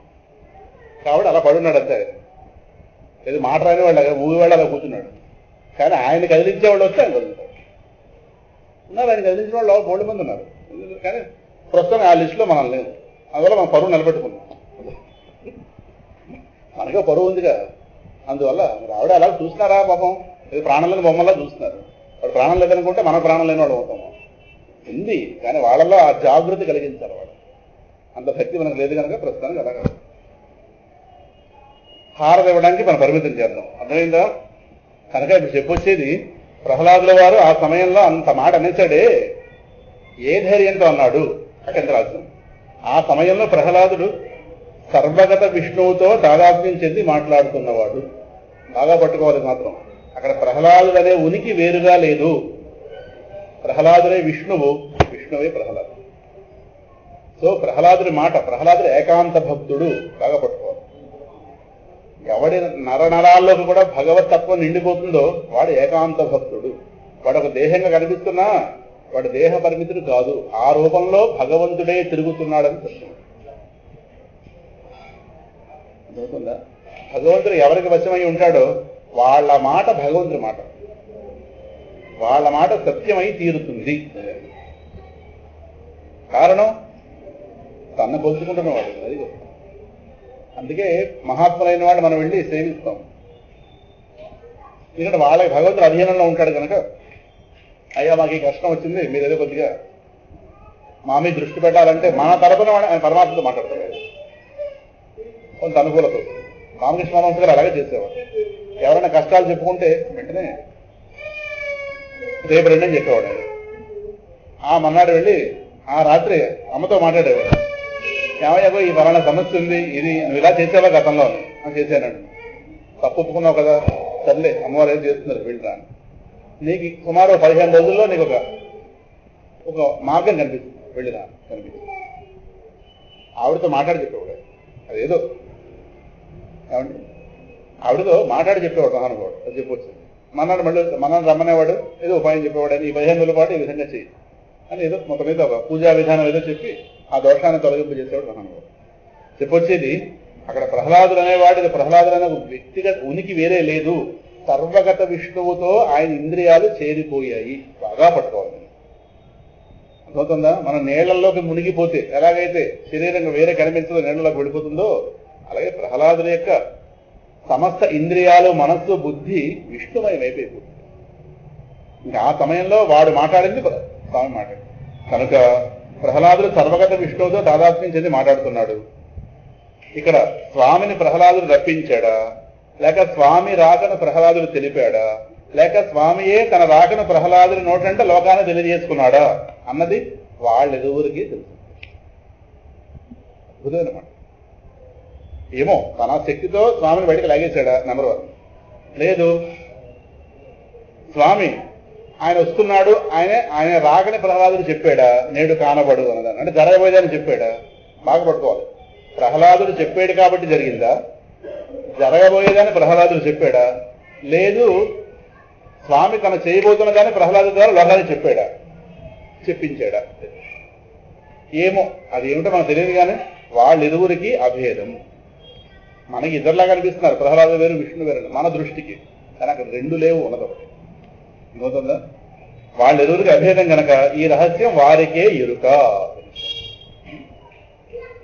ఇంకా 3వది నిర్దంభత్వంబున అని అక్కడ ఆ పద్యంలో ఉంది. నిర్దంభత్వంబున నేడు కానబడు ప్రత్యక్ష స్వరూపంబున. దంభం అంటే ఏంటి అక్కడ రాసింది. ఇది రాస్తున్నప్పుడు ఒక ఫ్లాష్ లాగా ఆలోచన వచ్చింది నాకు ఆ రోజు. రాసిన అక్కడ చూడండి. దంభమునకు కొంగని ప్రతీకగా చెప్తారు. కొంగ దంభం అంటే లోపల అది ఒకటి, అది రాసింది 2 అక్కడ. అది నీటిలో నిలబడి ఉండి లోపల చేపను ధ్యానం చేస్తూ పైకి భగవద్ ధ్యాన యోగిలాగా ఉంటుంది. తపస్సు చేసినట్టు ఉంటుంది నీళ్ళల్లో. ఎందుకంటే కదిలితే చేపలు బయటకు రావు, నిశ్చలంగా నిలబడుతుంది, ఒంటికాలంగా నిలబడుతుంది. అమ్మ బాబాయ్ కొంగ ఏదైనా పెద్ద సాధ కూడా అనిపిస్తుంది. అది చేప దగ్గరికి వస్తున్నా దాన్ని తెలుస్తుంది. ఆ మూమెంట్ ఎలా పట్టుకుంటుంది అలా పట్టుకుంటుంది. ఆ ముక్కు పుటాలతో పట్టుకుంటుంది. ఆ శక్తి అనుగేసాడు పరమాత్మ. అది గొప్పతనం. చెప్పొచ్చేది దంభం అంటే ఇది. లోపల చేప ధ్యానం, బయటకు చూస్తే భగవద్ ధ్యానంలా కనిపిస్తుంది. దీన్ని ఈ దంభం అన్నదాన్ని స్వామికి అన్వయించిన ఎలాగో చూడండి. అలాగే భగవంతుడు కూడా సర్వవ్యాపి అయినప్పటికీ ఎక్కడా లేని వాడిలాగా దాగి ఉండటం దంభమే. మరి అక్కడ ఏమన్నాడు? నిర్దంభత్వంబున నేడు కానబడు ప్రత్యక్ష స్వరూపములు. అంటే ఆయన గారు దంభాన్ని పక్కన పెట్టి మీకు ఒక రూపంతో కనిపిస్తాడు. అంటే దంభాన్ని పక్కన పెట్టాడా? కొంగ కంటే దంభం అర్థమైంది. మరి స్వామికి దంభం ఏంటి? కొంగ ఏంటి? లోపల చేప ధ్యానం, బయటికి భగవద్ధ్యానంలా కనిపిస్తుంది. మరి భగవానుడి విషయంలో దంభం ఏంటి? అంతటా నిండున్నాడు, ఉన్నట్టు తెలుస్తున్నాడు. ఎక్కడైనా చెప్పండి, ఎక్కడైనా పరమాత్మ ఉన్నట్టుగా ఆనవాళ్ళు ఎక్కడైనా ఉందా? ఈ క్షణం ప్రహ్లాదాన్ని కూర్చోబెడితే వాడికి విష్ణువు తప్పించి 2 వస్తువులే లేదు.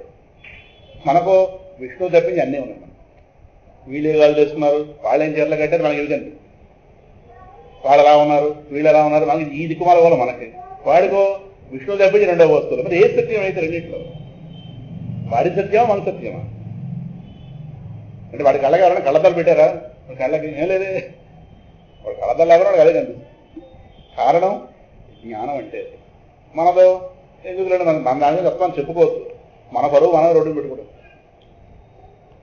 మనది మహాజ్ఞానం. ప్రహ్లాదుని మించిన జ్ఞానం మనది కదా. చెప్పొచ్చేది అంతటా నిండున్న వస్తువు వాడి దర్శనం అవుతుంది. మన దగ్గరకు వచ్చేసరికి అది దాగి ఉంటుంది. వాస్తవానికి అంతటా నిండున్నవాడు కానీ ఎక్కడా లేని వాళ్ళ కనిపిస్తున్నాడా లేదా? అదే దంభం అంటే అని అక్కడ రాస్తున్నారు. ఈ దంభాన్ని పక్కన పెట్టి నానా నీకోసం ఒక రూపంతో కనిపిస్తాడు పోవాలి.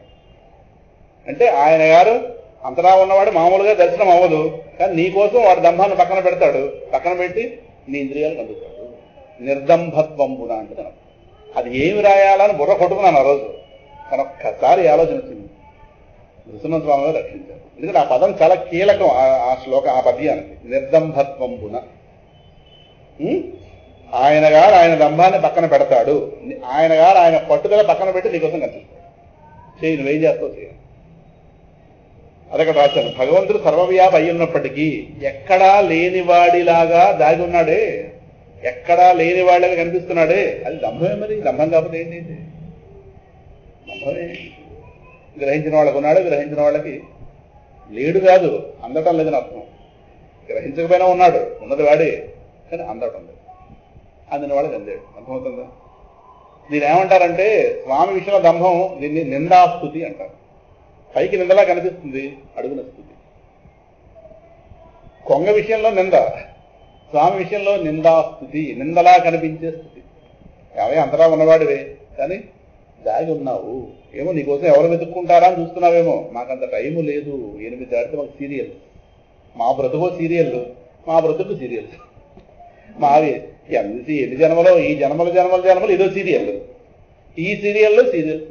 నిన్ను వెతుక్కునే అవకాశం లేదు, నిన్ను కోరుకునే అవకాశం అంత పెద్ద ఏమీ లేదు. కానీ ఆ మాత్రం కాలక్షేపం చేస్తున్నాం, అంతగానో ఏం చేయలేము. మా నుంచి పెద్ద ఎక్స్పెక్ట్ చేయకు మేమేమి అని చెప్పేద్దామా, సరిపోతుంది.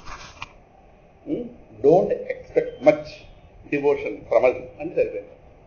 అనవసరం నీరసం వస్తుంది. మేము ఇలా ఉంటాం, కాలక్షేపం చేస్తాం. ఆయనకి అర్థమైపోయిందిరండి. అందువల్ల నిందాస్తుతి. దంభమే. మరి ఈ దంభాన్ని పక్కన పెట్టాలి, తర్వాత వస్తుంది రండి. ఇక్కడ చూడండి, మళ్ళీ సరదాగా వస్తే 2 పాయింట్లు. భగవంతుడు విశ్వాత్ముడు అయ్యుండి కూడా ప్రత్యక్షం కాకపోయినా, 2 భగవంతుడు ప్రత్యక్షం కావడానికి ఆయన అంతటా ఉన్నవాడు కాకపోయినా, ప్రహ్లాదుని మాట పోయినట్టే. అర్థం తెలుగు మాటలే, సంస్కృత మాటలే. పరమాత్మ విశ్వాత్ముడు అయ్యుండి కూడా ప్రహ్లాదుని ప్రత్యక్షం అవ్వలేదు అనుకోండి, అంటే ప్రహ్లాదుని మాట పట్టించుకోలేదు. ఇప్పుడు వ్యవహారంలో 2 సమస్యలు ఉంటాయి. నన్ను ఎవడో కోటీశ్వరుడు అన్నాడు అనుకోండి, నేను కోటీశ్వరుడు నేను కాదు, నేను వాడి మాట తప్పేది. సపోజ్ నేను ఆయన గారు కోటీశ్వరుడు అయ్యా, వెళ్ళు నీకు వెంటనే సాయం చేస్తాను అనుకోండి, నేను కోటీశ్వరుడు అయ్యినప్పుడు సాయం చేయలేదు అనుకోండి, అలా కూడా వాడు మారిపోయింది. నేను కోటీశ్వరుడు కాకపోయినా మారిపోయింది, అయ్యి ఉండి సాయం చేయకపోయినా మారిపోయింది. అలాగే స్వామి సర్వవ్యాపి అయ్యి ఉండి ప్రత్యక్షం కాకపోయినా, నెంబర్ 1. ఈయన గారు అడిగిన చోటు నుండి ప్రత్యక్షం అవడానికి సర్వవ్యాపి కాదనుకోండి, మీలాగా మాలాగా పరిమిత భావంతో ఉన్నవాడు అనుకోండి, అప్పుడు ఏమైంది? ప్రహ్లాదుని మాట ఏమైంది?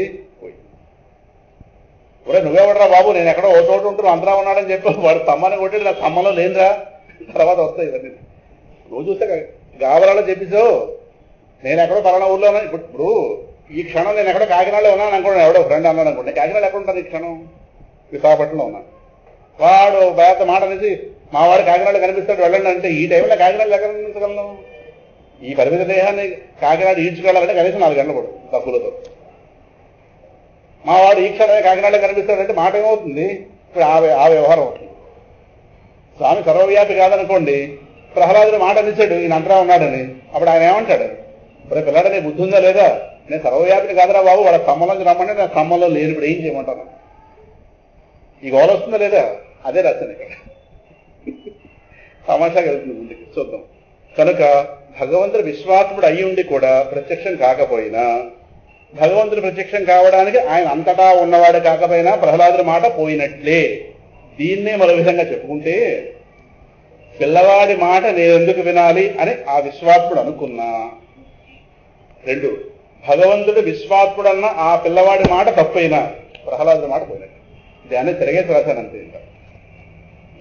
కానీ కనుక నిర్దంభత్వంబున అంటే భగవంతుడు తన భక్తుడిపై అపారమైన దయ కొద్దీ ఆయన యొక్క పైన పేర్కొన్న దంభము, పైన చెప్పుకున్నాం కదా, దంభం అంటే అంతటా ఉన్నాడు కానీ ఎక్కడా ఉన్నట్టుగా కానరావటం, ఇది దంభం అంటే భగవంతుడి విషయంలో. నిర్దంభత్వము అంటే భగవంతుడు తన భక్తుడిపై అంటే ప్రహ్లాదుడి మీద అపారమైన దయ కొద్దీ ఆయన యొక్క దంభాన్ని విడిచిపెట్టి, ఇక్కడ దంభం అంటే అగోచరత్వము అని అర్థం. అగోచరత్వము అంటే ఉన్నది గోచరం కాకుండా, ఉన్నది అందటం లేదు. మనం ఏమనుకున్నా అందట్లేదు కాబట్టి లేదని, అందుకునే సామర్థ్యం మనకు లేదని మనం గుర్తించాం. పరమాత్మ ఉంటే తెలిసేవాడు కదా, తెలియట్లేదు కాబట్టి పరమాత్మ లేడు, ఈ భావం గుర్తిస్తాం. తెలుసుకునే శక్తి నా బుద్ధికి లేదని జ్ఞానం. వీళ్ళ కలికాల భక్తులు అంటారు, వీళ్ళ అభిప్రాయంలో ఉంటారు. ఉంటే తెలిసేవాడు కదండి అంటుంటామండి. ఉన్నవన్నీ తెలియక్కలేదేవి. ఉన్నవన్నీ తెలియక్కర్లేదు, వాటిని తెలుసుకోవడం మన సామర్థ్యం, అది మనం ఆలోచించుకోం. అర్థమవుతుందా? అందువల్ల ఆయన యొక్క దంభమును అంటే అగోచరత్వాన్ని విడిచిపెట్టి, అంటే అంతటా ఉన్నా అందకుండా ఉంటున్నాడే దాన్ని పక్కన పెట్టి, అంటే ఇప్పుడు ఏంటి అందడానికి సిద్ధమవుతున్నాడు స్వామి. తన అగోచరత్వాన్ని పక్కన పెట్టి హిరణ్యకశిపుడు అడిగిన చోటు నుండి ప్రత్యక్షం కావడమే నిర్దంభత్వము అంటే దాని అర్థం. అది బాగా పట్టుకోవాలి. ఎందుకు వాడు దంభాన్ని పక్కన పెడుతున్నాడు? భక్తుల మీద ఉన్నటువంటి అపారమైన దైవం. నా పిల్లాడు చెప్పేశాడు నా గురించి, వాడి మాట సత్యం చేద్దా, వాడి మాట పోతే నా మాట పోయినట్టు. ఇప్పుడు పిల్లవాడికి లోపల అపకీర్తి వస్తే తల్లిదండ్రులకు అపకీర్తి వచ్చినట్టే కాదా? వాళ్ళు వేరు వీళ్ళు వేరైతే. అందుకే కదా తగ్గు వాడతాం పక్కింటి పిల్లాడుతాం. మన పిల్లవాడికి ఏమైనా వస్తే ఈ గోడ నుంచి ఆ గోడ నుంచి తగ్గులు అడుకోమా, ఏమి మా పిల్లని అంత అంటావా ఇంతంటావా అంతంటావా మొత్తం ముక్కలైపోతుంది దేహం అంతా. అలాగే ప్రహ్లాదుడు చెప్పిన తర్వాత వాడి మాటలు సత్యం చేయాలి. సత్యం చెప్పితే ప్రహ్లాదులు సామాన్యమా? కనుక తన భక్తుల మీద అపారమైన దయ కొద్దీ ఆయన యొక్క దంభాన్ని విడిచిపెట్టి, అంటే అగోచరత్వాన్ని విడిచిపెట్టి, ఎవరు స్వామివారు అంటే ఉన్నా గోచరం కాకుండా ఉన్నాడే దీన్ని విడిచిపెట్టి, అంటే దాని అర్థం గోచరం కావడానికి సిద్ధమైపోతున్నాడు. హిరణ్యకశిపుడు అడిగిన చోటు నుండి, ఒరే హిరణ్యకశిపుడా నువ్వు ఆ స్తంభంలో కొట్టేవరా, నేను ఆ స్తంభంలో లేనురా, నేను ఉన్న దాంట్లో కొట్టరా అని కాదు అక్కడ అర్థం. వాడు ఎక్కడ కొడితే అక్కడ కారణం సర్వవ్యాపి. ఇప్పుడు మన కోసం మన ఇంటికి వెళ్ళారు అనుకోండి, ఇంట్లో ఏం చెప్తారు? లేరని చెప్తారు. ఆ గతి స్వామికి ఏం లేదు. ఇప్పుడు ఏమయ్యా వీడిందులో లేడు, అక్కడే ఉన్నాడు, అందులో లేడు, ఇక్కడే ఉన్నాడు, వాడు ఎక్కడ అక్కడే కొట్టు, ఈ గోల్తో సమస్య లేదు, కారణం వాడు అంతా ఉన్నవాడు. అర్థమవుతుందా? ఇది సమస్య. అదే రాశాను కింద, వాళ్ళు వచ్చేస్తున్నారు 7:30 అయింది కదా, తమాషాగా ఉంటాయి ఇవన్నీ. హాయిగా నవ్వుకుందాం, నవ్వుకి దూరం అయిపోయాం ఎంతమందిని, సరదాగా నవ్వుకుందాం, స్వామి పేరుతో నవ్వుకుందాం. నవ్వుకుంటే బాగా పడుతుంది. నవ్వులు దూరం అయిపోతున్నాయి, అంటే వికార నవ్వులు దగ్గర వస్తున్నాయి, జబర్దస్తులు ఇవన్నీ. అదిగా ఆ వికార నవ్వులుగా చెప్పేది, జ్ఞానంతో కూడిన నవ్వు. మొత్తంపై సారాంశంగా ఈ సన్నివేశంలో ప్రధాన అంశాలు 2. అవి విష్ణువు సర్వవ్యాపకుడు అయి ఉండటం నెంబర్ 1, ప్రహ్లాదునికి విష్ణువు యొక్క సర్వవ్యాపకత్వం గురించినటువంటి పరిపూర్ణ జ్ఞానం, దానిని అనుసరించి ఆయనపై చూడండి భక్తికి ఎన్ని పేర్లు వచ్చాయో, పరిపూర్ణ, నిష్కపట, ఏకాంత, అవ్యభిచార, అనన్య, సమగ్ర జ్ఞానభక్తి ఉండటం. ఇవి ప్రహ్లాదు అద్భుతమైన పేర్లు ఇవన్నీ. పరిపూర్ణమైన భక్తి, నిష్కపట భక్తి. కపట భక్తి అంటే కోరికల కోసం చేసే భక్తిని కపట భక్తి అంటారు. అర్థమవుతుందా? నిష్కపట భక్తి అంటే భగవంతుడు కోసమే చేసే భక్తి నిష్కపట భక్తి. కపట భక్తి అంటే నువ్వు అక్కర్లేదు, నువ్వు ఇస్తే సరిపోతుంది, నువ్వే మాకు తలనొప్పి, నువ్వు ఇచ్చే చాలు, మాకు లోకంలో పని అయిపోతే చాలు, నువ్వు అక్కడే ఉండు, ఏవో పంపిస్తుండు, మా మేడీలోనే ఇస్తుండు, అది కపట భక్తి. అది అర్థమవుతుందిగా. ఏకాంత భక్తి. ఏకాంత భక్తి అంటే ఆయన తప్పించి ఏకవస్తువు, ఆయన తప్పించి రెండోది అక్కర్లేదు, లక్ష్యమంతా ఏకవస్తువే, ఈ అనేకత్వంలో ఏది నాకు వద్దు, అది ఏకాంత భక్తి. ఇంకా అవ్యభిచార భక్తి. వ్యభిచార భక్తి అంటే మారుస్తుండడం, దేవతలు మార్చడం, దేవుడు రూపాలు మార్చడం, రకరకాల. ఇంకా వ్యభిచారం అంటే మార్చడం. అవ్యభిచారం అంటే స్థిరమైన భక్తి. ఇవాళ కోరిక తీరకపోతే రేపు ఎవడో వస్తాడు, పలానా స్వామి వారు ఉన్నారంటే ఆయన జరిగింటే ఆ దేవాలు మార్చారు. మొత్తం ఈ భక్తులందరూ ఆ దేవుడు జరిగే, ఆ భక్తులందరూ ఈ దేవుడు జరిగే, ఈ కాక ఆ మతంలోకి, ఆ మతంలోకి ఈ మతంలోకి, ఈ దరిద్రం. దీన్ని వ్యభిచరించడం అంటారు. వ్యభిచారికి ఎలాగైతే స్థిరత్వం ఉండదో, వ్యభిచార స్థిరత్వం ఏంటి, అలాగే ఈ రకమైనటువంటి ఈ మార్పులు ఎప్పుడు ఒక స్థిరత్వమైన భక్తిని వ్యభిచార భక్తి అంటారు. కానీ భక్తి అంటే అవ్యభిచారం, అంటే స్థిరం. అంటే ఇప్పుడు ఈ స్తంభం ఎలాగైతే కదలదో, భక్తుడు పాలను ముంచుము నీటను ముంచుము, నువ్వు నన్ను పాలల్లో ముంచుతావా, నీటిలో ముంచుతావా, పాతాళానికి వేసి తొక్కేస్తావా, స్వర్గంలో పెడతావా, అమ్మా నీ ఇష్టం, కానీ నీ పాదముల మీద నా దృష్టి చెదరకూడదు. ఇదే భక్తుడు. ఏం చేసుకుంటావు నీ ఇష్టం. ముకుందమాలో చెప్పారుగా, మర్చిపోయారా? మీరు మర్చిపోతారు వచ్చుకోను.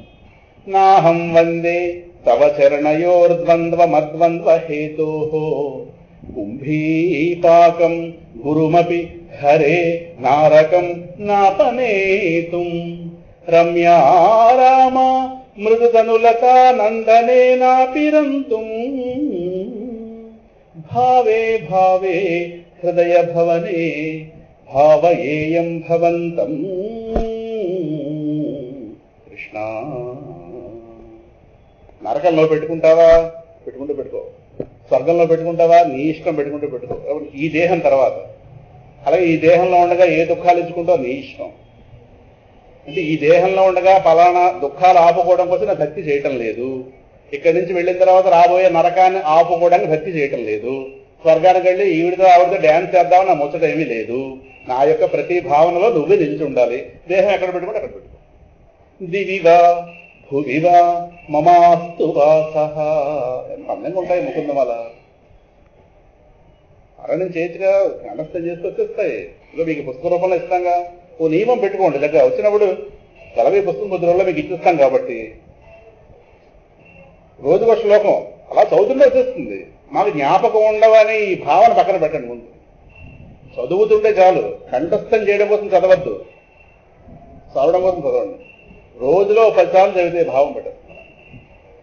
రాగం కావాలంటే మేము నేర్చుతాం. దివివా భువివా మమాస్తు వాసః నరకేవా నరకాంతక ప్రకామం అవధీరిత శారదారవిందౌ చరణౌ తే మరణేపి చింతయామి. హరి, నువ్వు నన్ను నరకంలో పెట్టినా, స్వర్గంలో పెట్టినా, లేదా ఇక్కడే పెట్టినా, తప్పనిసరిగా నీ పాదార విందములను మరణ సమయంలో కూడా మరువను అన్నాడు ఆయన. అంటే ఇప్పుడు ఎలాగో మరవను, చచ్చే సమయంలో కూడా మరవను. ఛాలెంజ్. నేను ఎక్కడ పెట్టుకుంటావు? నన్ను పెట్టుకుని చూడు, నేను విడిచిపెడతానేమో చూడ. అది భక్తుడండి.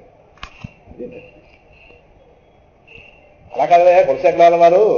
బతుకున్నంతకాలం ఏదో కొంత కావాలి కదా, సంపద రావాలి, ఆరోగ్యం ఎవరి, మరి వీటి కోసం భక్తి చేయవా అని.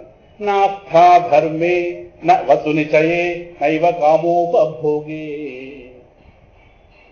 ఏమయ్యా, ఏవో పుణ్యకర్మలు ఆచరించి వాటి ఫలితంగా స్వర్గలోకాలను పొందింపజేసే పుణ్యకర్మలు ఉంటాయి కదా, ఆ పుణ్యకర్మలు ఆ పుణ్యాన్ని ఇస్తావని చెప్పి నీ ఎందుకు భక్తి చేయటం లేదు. పో. అలాగే డబ్బు ఏమైనా ఇస్తావని చెప్పి భక్తి చేయటం లేదు. భోగాలు ఏమైనా ఇస్తావేమో అని చేయటం లేదు. అలా కదయ్యా బాబు, ఉన్నంతకాలం ఏదో ఉండాలి కదా లోకంలో. అని ఎలా గడుస్తుంది? నీ గురించి నా బెంగ అంటాడు ఆయన. బెంగ పడకు. ఎంత అందమైన మాట చెప్పాడు కులశేఖర. ఈ మాట చెప్పుకునే మన పూర్వీకులు బతికారు ఎప్పుడు. ఇవాళ మన ఇళ్లలో ఆ మాట కొరత అయిపోయింది. ఎంత అందమైన మాట చెప్తాడు. యద్యద్భవ్యం భవతు భగవన్ పూర్వకర్మానురూపం. కృష్ణ, నువ్వేం బెంగపడకు, నా ప్రారంభ కర్మ ఎలా ఉంటే అది జరుగుతుంది రేపు. ఎంత అందమైన మాట, ఎంత అందమైన మాట. నువ్వు బెంగపడకాయ బాబు, నీకు బెంగ ఎందుకు? నువ్వు నాకే బెంగలేదు, నా గురించి నీకు బెంగ ఎందుకు? యద్యద్భవ్యం భవతు భగవన్. భవ్యం భవతు. What is to be happen will happen. ఇది ఇంగ్లీష్లో చెప్తుంది. ఏది జరగాలో జరుగుతుంది. దాన్ని బట్టి సుఖాలు రావాలా, కష్టాలు రావాలా నిర్ణయింపబడే ఉందిగా. ఎలాగూ ప్రారంభ కర్మఫల ప్రదాత నువ్వే ఇస్తావు. ఆ పోస్టు నీదే. ఇటు భక్తి చేస్తే భగవంతుడి పోస్టు నీదే. 2 పాత్రలు పరమాత్మకి. ఇప్పుడు లోకంలో మనం చేసిన కర్మకి ఫలం రావడానికి మనం ఎవరు భక్తి చేయక్కర్లేదేమిని. భక్తుడికి భక్తుడు కానివాడికి ఇద్దరికి కర్మఫలాలు అందుతాయి. అనువుతుందా?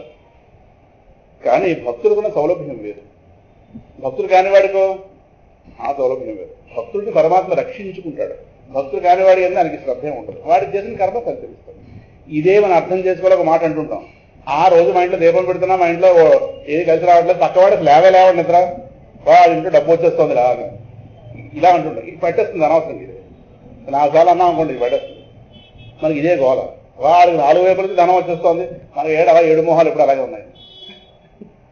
దీన్ని అర్థం చేసుకోలేక పరమాత్మ నమస్కారం పెట్టినా పెట్టకపోయినా మనకి ఇచ్చే సుఖాలు కానీ దుఃఖాలు కానీ ఆపడు. ఆ పోస్ట్ వేరే, దాన్ని కర్మఫల ప్రదాత అంటారు. కానీ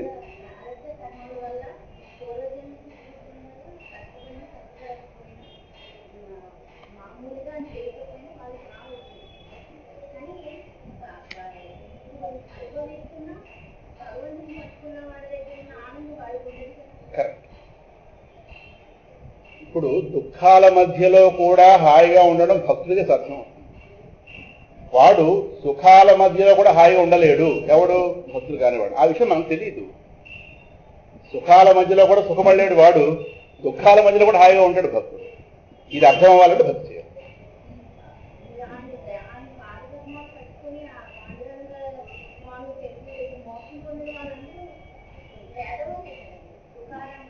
మహామహా పేదవాళ్ళు, పూట గడవని వాళ్ళు, కానీ ఒక అజరామరంగా నిలిచారు చరిత్రలో కదా. భక్తి అనేది వేరే కోర్సు, అది దానికి కర్మఫలాలకు సంబంధం లేదు. కులశేఖరాల వారు చెప్పేది యద్యద్భవ్యం భగవతు. పూర్వం రోజుల్లో మన పెద్దవాళ్ళు ఈ మాట అనేవారు, ఎలా గడవాలి గడుస్తుందిలేవయ్యా ఎందుకు బెంగపడ్డాం అంటే ఆ ధైర్యం వాళ్ళకు ఉంది. అంటే కర్మ సిద్ధాంతం మీద నిలబడి బతికారు. ఇవాళ రోజున కోట్లున్నా తృప్తి లేదు, తృప్తి లేదు. సంపదలు నిండా ఉన్నాయి, తృప్తి లేదు. ఆ రోజు ఏమీ లేదు, హాయిగా ఉన్నారు. అర్థమవుతుందా? అందుకే జ్ఞానం ఉంది అక్కడ, అప్పుడు అవగాహన ఉంది, ఇప్పుడు భక్తిమయ జీవితాలు ఉన్నాయి, అక్కడ సంస్కారం ఉంది, పెద్దలంటే గౌరవం ఉంది. ఇన్నున్నాయి ఆ రోజు. ఇవాళ అవన్నీ కొరత అయిపోయాయి. డబ్బు చూస్తే పుష్కలంగా ఉంది కావచ్చు. డబ్బు ఒకటే అమ్మవారి స్వరూపం కాదు. ఇందాక చెప్పినవన్నీ అమ్మవారి స్వరూపం. ఎక్కడైతే శుచి, శుభ్రం, సదాచారం, ఒక మర్యాద, పెద్దలు, ఒక శాస్త్ర పఠనం, ఇంట్లో ఒక దీపారాధన, ఇవన్నీ ఉంటేనే అమ్మవారు చేరుతున్న ఇంట్లోకి. ఇవి లేకుండా ధన రూపంలో వచ్చిందనుకోండి, ఆ ధనం ఆ ఇంటికి నాశనానికి ఉపయోగిస్తుంది. ఇంకా ఆ ఇంట్లో ఉన్న వాళ్ళకి ఒక సద్భావాలు ఉండవు, ఇంకా ఆ ధనంతో పడైపోతారు పూర్తిగా. ఇంకా రకరకాల అల్లకల్లోనే అయిపోతుంది. అందుకు ధనం ఒకటే కాదు, లోపల బుద్ధికి ఉండవలసిన మంచి మంచి ఆలోచన కూడా అమ్మవారి స్వరూపం అవుతుంది. ఇవన్నీ కలబోసుకుని లక్ష్మి. అంతగా లక్ష్మి అంటే కేవలం నోట్లో ఒకటే కాదు. అవుతుందా? సరే, మొత్తం చెప్పొచ్చేది యద్యద్భవ్యం భవతు భగవన్ పూర్వకర్మానురూపం. నేను ఏం చేసుకున్నానో దాన్ని బట్టి నాకు వస్తుంది లేవయా అతను కృష్ణ అని కంగారు పడకు అని కులశేఖరాల వారు కృష్ణుడు బాబు సర్ది చెప్పాడు. అది గొప్పతనం ముకుందమాల స్తోత్రంలో. అర్థమవుతుందా? ఎందుకు మాట చెప్పుకుంటున్నామంటే అవ్యభిచార భక్తి అంటే ఏం చేసినా నేను వదిలే సమస్య లేదు. అది అది అందుకోసం అక్కడి నుంచి పక్క వెళ్ళాం. అలాగా ఇంకా అనన్య భక్తి. అనన్యం అంటే అన్యము కాని దాని యందు, అన్యమైన దాని యందు భక్తి ఉండకపోవటం. అన్యం అంటే భగవంతుడు కాని విశ్వం, కేవలం పరమాత్మ మీద. విశ్వము అంటే విశ్వం మీద కాంక్ష ఉండదు. అక్కడ విశ్వంలో ఏది ఇచ్చినా కాంక్ష ఉండదు. అవన్నీ ప్రహ్లాద చరిత్ర చూస్తే తెలుస్తుంది. ఇంకా సమగ్రం అంటే పరమాత్మని టోటాలిటీ, పరమాత్మని సంపూర్ణంగా అర్థం చేసుకుని చేసే భక్తి. కానీ ఏదో నా కంటికి కనిపించినంతే ప్రపంచం అనుకుంటే మూర్ఖత్వం. నా కళ్ళేదో కొంత చూస్తున్నా అంతే, కానీ ఇంతేనా ప్రపంచం? నేను మించలేదా? అలాగే నాకు అర్థమైనంత పరమాత్మ అనుకుంటే మూర్ఖత్వం. పరమాత్మ అనంతమైన వాడిని అనంత వస్తువు అర్థం చేసుకుని చేసే భక్తిని సమగ్ర భక్తి అంటారు. కానీ దాన్ని అసమగ్ర భక్తి. ప్రహ్లాదుడు సమగ్ర భక్తి. ఇంకా జ్ఞానభక్తి. ప్రహ్లాదుడు ఉద్రేక భక్తి కాదు, పరిపూర్ణ జ్ఞానభక్తి. జ్ఞానమే భక్తిగా అక్కడ ఉంది. అది ప్రహ్లాదుడు జ్ఞాన భక్తుడు అని స్వామి భగవద్గీత నాలుగు రకాల భక్తులను చెప్పి చతుర్విధా భజంతే మాం జనాహ, అందులో ఆ నాలుగో భక్తికి ప్రహ్లాదుని చెప్తారు. తర్వాతే భీష్ముడు, శుకమహర్షి వీళ్ళందరూ తర్వాత వస్తారు, ముందు ప్రహ్లాదుడు. అందుకే భక్తుల లిస్టులో కూడా గురువుగారు 2 పెట్టి శిష్యుని ముందు పెట్టారు. అది కూడా ఈ పుస్తకంలో మీకు వస్తుంది. ప్రహ్లాద, నారద, పరాశర, పుండరీక, వ్యాస, అంబరీష, శుక, శౌనక, హృన్నివాస. వాళ్ళ హృదయాల్లో ఉన్నవాడా. భక్తానురక్త పరిపాలన పారిజాత, లక్ష్మీ నృసింహ మమ దేహి కరావలంబం. శ్రీవరాహ లక్ష్మీ నృసింహ మమ దేహి కరావలంబం. భక్తుల హృదయాల్లో కొలువు తీరినవాడా. పారిజాతం, భక్త పారిజాతం పరమాత్మ. కనుక ఇగో ఒక్కసారి మళ్ళీ పేరు చదువుకుందాం. ఆయనపై మొదటిది విష్ణు సర్వవ్యాపకుడు అయి ఉండటం. 2 ప్రహ్లాదునికి విష్ణువు యొక్క సర్వవ్యాపకత్వం గురించినటువంటి పరిపూర్ణ జ్ఞానం. దానిని అనుసరించి ఆయనపై పరిపూర్ణ నిష్కపట ఏకాంత అవ్యభిచార అనన్య సమగ్ర జ్ఞానభక్తి ఉండటం. తద్వారా స్వామి యొక్క అపార కృపకి పాత్రుడు కావటం. ఈ 2 ఇప్పటిదాకా చెప్పుకున్న అంశాలు. ఇప్పుడు రండి సరదాగా నవ్వుకుందాం, టైం ఉంది. ఒకవేళ ఈ పై 2 అంశాల్లో ఏ ఒకటి లోపించినా, అర్థమవుతుందా? పై 2 అంశాలు చూడండి. విష్ణు సర్వవ్యాపకుడు కాకపోయినా నెంబర్ 1. ఏమన్నా నవ్వుకునే వాళ్ళకి వెళ్ళిపోతున్నారేంటి? విష్ణు సర్వవ్యాపకుడు కాకపోయినా ఏం పర్లేదు అనుకుంటున్నాను. మార్కెట్ 9:30 దాకా ఉంటుందండి. ఆయన నవ్వుతారు, ఇప్పుడు ఆయన మర్చిపోతారు చూడండి కొంతసేపట్లో. విష్ణువు సర్వవ్యాపకుడు కాకపోయినా నెంబర్ 1. అర్థమవుతుందా? ఈ పై 2 అంశాలు అలాగే ప్రహ్లాదులకు విష్ణువు గురించినటువంటి విష్ణు సర్వవ్యాపకత్వం గురించిన పరిపూర్ణ జ్ఞానం లేకపోయినా ఈ సన్నివేశం ఎలా ఉంటుంది అనేది తమాషాగా రాశారు ఇక్కడ. చూద్దాం. పై రెండు అంశాల్లో ఏ ఒకటి లోపించినా ఆ సన్నివేశం ఎలా ఉంటుందనే ఊహతో ఈ దిగువ అంశాలు పరిశీలిస్తాం. ప్రహ్లాదుడు వాళ్ళ నాన్నతో చెప్తున్నాడు. ఇక్కడ ప్రహ్లాదుడికి ఇప్పుడు చెప్పుకోగలిగిన ప్రహ్లాదుడికి అసమగ్రమైన జ్ఞానం, అంటే మళ్ళాంటి వాడు అనుకోండి, నాన్న విష్ణు సర్వవ్యాపే గాని ఆయనకి మనపై దయ ఉంటేనే కనిపిస్తాడు, ఇద్దరం నమస్కరించి చూద్దాం, జరిగితే జరుగుతుంది, హామీ లేదని ప్రహ్లాదుడు అని ఉండేవాడేమో. అలా అన్నాడా? లేదే. నేడు కానబడు ప్రత్యక్ష స్వరూపం. మాట అర్థమైంది కదా. నానా విష్ణు సర్వవ్యాపే గాని మనపై దయ ఉంటేనే కనిపిస్తాడు, ఓ పని చేద్దాం, నమస్కారం పెడదాం, కూర్చో అష్టోత్తరం పూజ చేద్దాం, సరేనా? ఎలా ఉంటుందో జరుగుతుంది, నాకు హామీ లేదు, నేను హామీ ఇవ్వట్లేదన్నా 50-50 అని అన్నాడా? లేదుగా. నమస్కారం చూద్దాం, ఏం జరిగితే జరుగుతుంది, హామీ లేదు సుమా, గ్యారంటీ లేదు, అంటే ఉన్నాడు కానీ సంబంధం వస్తాడని గ్యారంటీ లేదు అని అనలేదే. నేడు కానబడు స్పష్టంగా అని ఉండేవాడేమో. మనలాంటి వాడైతే మనం పెట్టించుకుందాం, ఎందుకు అస్మానం మనం పెట్టుకుంటే ఎక్కడ జరుగుతుంది. మనలాంటి వాడైతే 50-50గా చెప్తాం, గ్యారంటీ లేదు. అలా అని ఉండేవాడేమో. అలా అనలేదు. ఇది రెండోది. అలాగా హిరణ్యకశిపుడు, రాయ్ నేను రేపు స్తంభాన్ని కొడతాను, అందులో రేపు, ఇప్పుడు కాదు, రేపు స్తంభాన్ని కొడతాను, అందులో విష్ణువును చూపకపోతే ఊరుకోను అని ప్రహ్లాదుడికి గడువు ఇవ్వడం. వెంటనే ప్రహ్లాదు రాత్రంతా కూడా విష్ణువు ప్రార్థించి నువ్వు ఆ స్తంభం నుండి నాన్న పిలవగానే దయచేసి వ్యక్తమై నా మాట నిలబెట్టి నా ప్రాణం కాపాడా అని అడిగాడా? రాత్రంతా జాగ్రత్త కూర్చున్నాడా? బాబా పిలుస్తూ వస్తాడో లేదా, ఎక్కడికి పోవాలి ఆయన? వెంటనే స్పాంటేనియస్ గా ఒక మెరుపులా మాట అన్నాడు కానీ, నాన్న బాబు చెప్పేసాను, ఇవి చెప్పించి పడుకుంటూ పెట్టాడు. రేపు తెల్లారి కొడతాను స్తంభాన్ని, విష్ణువుని చూపించకపోతే ఊరుకోను అంటే ఒక గడువు ఇచ్చాడు రాత్రి. వెంటనే రాత్రంతా ఈ ఏదో కూర్చొని బెంగపడిపోయి ఇలా జ్వరం పెట్టించుకుని, బాబు నా మాట నిలబడుతుందో లేదో, నాన్న ఈ స్తంభం నుండి నా నాన్న పిలవగానే దయచేసి వ్యక్తమై నా మాట నిలబెట్టి నా పరువు నిలబెట్టి నా ప్రాణం కాపాడరా బాబు అని ఏమైనా బెంగపడ్డా అని అలా అనేవాడేమో.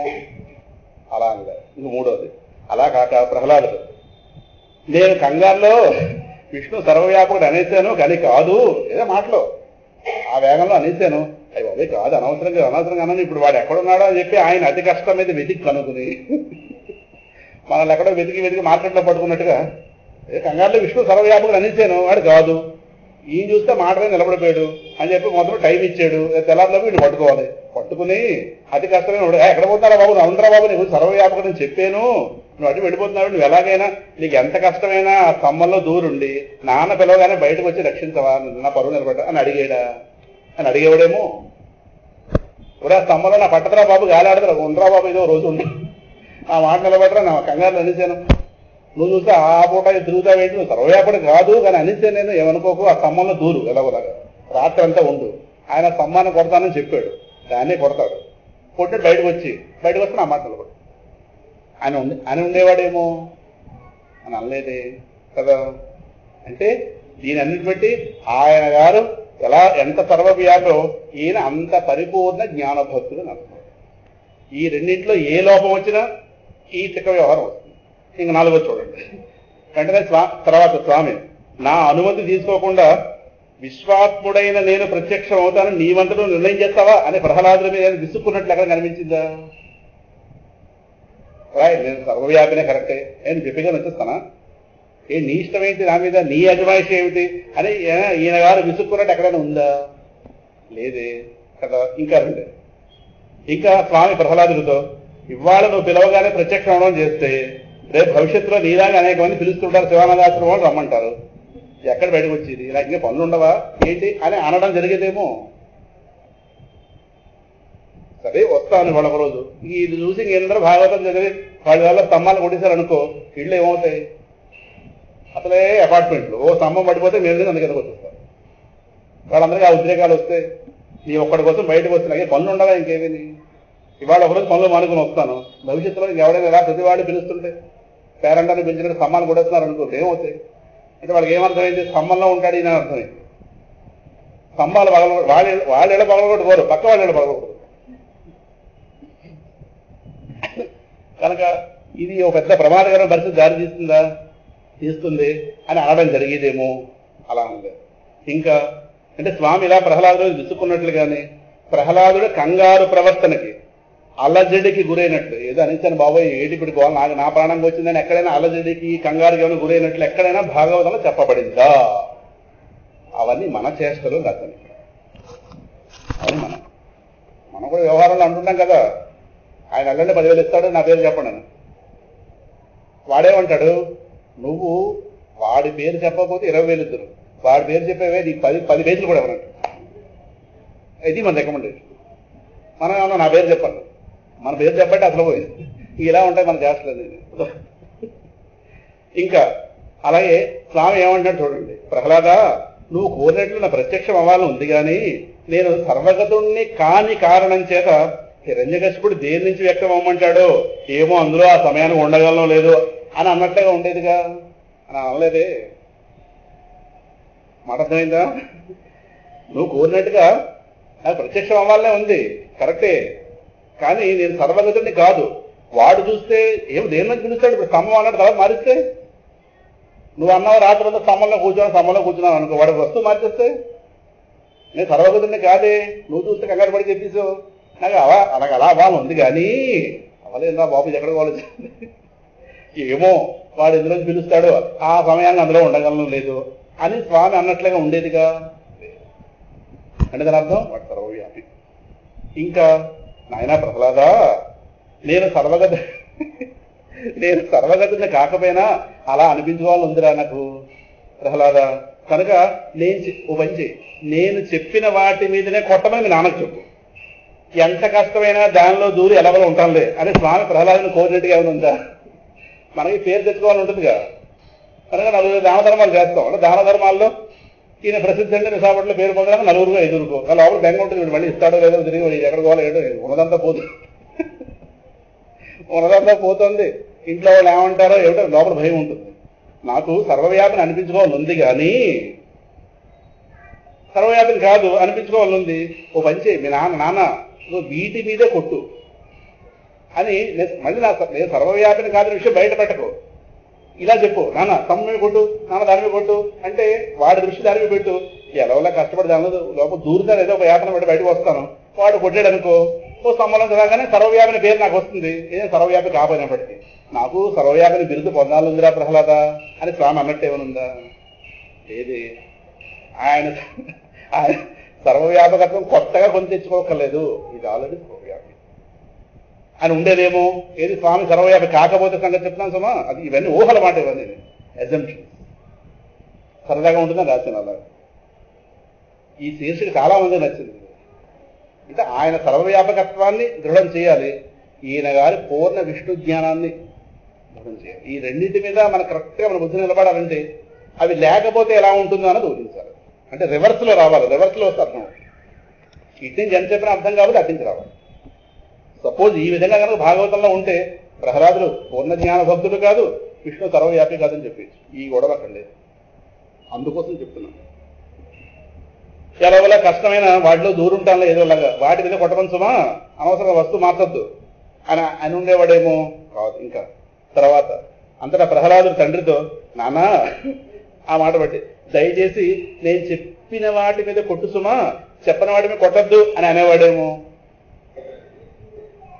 ఆయన గారు చెప్పాడుగా, ఒరే బాబు నేనే దాని మీద కొట్టద్దు అని అనేవాడేమో కాదు. నీ ఇష్టం, పెద్ద చాయిస్ ఇచ్చాడు. అంభోజాసురుడు ఆదిగాగా తృణపర్యంతంబు, ఆ చివర ఈ చివరి నీ ఇష్టం ఏమి కొట్టుకుంటా కొట్టు, సహ సర్వత్రా అంతటా నిండున్నాడు, చాయిస్ నీదే అని అన్నాడు. కానీ పర్టిక్యులారిటీ ఎక్కడా లేదు. జనరల్ గానే చెప్పాడు కానీ పర్టిక్యులర్నెస్ లేదు అక్కడ, అర్థమవుతుందా? ఇంకా తర్వాత నాన్న విష్ణువు నిరూపించడం సాధ్యం కాని పని, ఉన్నాడని గుడ్డిగా నమ్మడమే చేయాల్సింది. ఈ కాలం వాళ్ళు కొంతమంది ప్రవచనాలు చెప్తున్నారు కదా, నమ్మండి నమ్మండి నమ్మండి, చేతగానే వాడు చెప్తాడు అన్నమాట. నమ్మండి అన్నవాడికి వాడి ముందు భగవంతుడు అర్థం కాలేదని అర్థం. అసలు నమ్మకం అనేది పిచ్చి పదం. నమ్మకం ఏంటి? భగవంతుడు నిరూపణ చేయొచ్చు. నమ్మడం ఏంటి? నమ్మడం మన నమ్మకం శాస్త్ర సమ్మతమైతే అది శ్రద్ధ. శాస్త్ర సమ్మతమైన నమ్మకాన్ని శ్రద్ధ అంటారు, శాస్త్ర సమ్మతంగా నమ్మకాన్ని విశ్వాసము అంటారు. ఇప్పుడు ఆ పక్కన ఉన్నవి మతాలు విశ్వాసాలు, అవి శాస్త్రం కాదు. అందుకే విశ్వాసాలు అవి, మత విశ్వాసాలు, అది ఎవరో వాళ్ళ సిద్ధాంతాలు అవి. కానీ సనాతన ధర్మం అది విశ్వాసం కాదది, అది సిద్ధాంతం, అది శాస్త్రం, అది శ్రద్ధ. వేదం చెప్పే భగవంతుడు వాడు సత్యస్వరూపుడు, వాళ్ళు చెప్పేవి ఎలా ఉంటాయి. అదే వాటిని మత విశ్వాసాలు అంటుంటారు. అర్థమవుతుంది. అందువల్ల శ్రద్ధ అంటే విశ్వాసం కాదు, శ్రద్ధ అంటే శాస్త్ర సమ్మతమైన నమ్మకము. మనం కొన్ని నమ్ముతాం, ఏమో అది కరెక్ట్ కాదు అవుతుంది, అది శాస్త్రంతో వెరిఫై చేసి సరిపోయింది అనుకోండి. అర్థమవుతుంది. అందువల్ల భగవంతుడు నమ్మండి నమ్మండి నమ్మడం ఏంటి, నిరూపించాలి.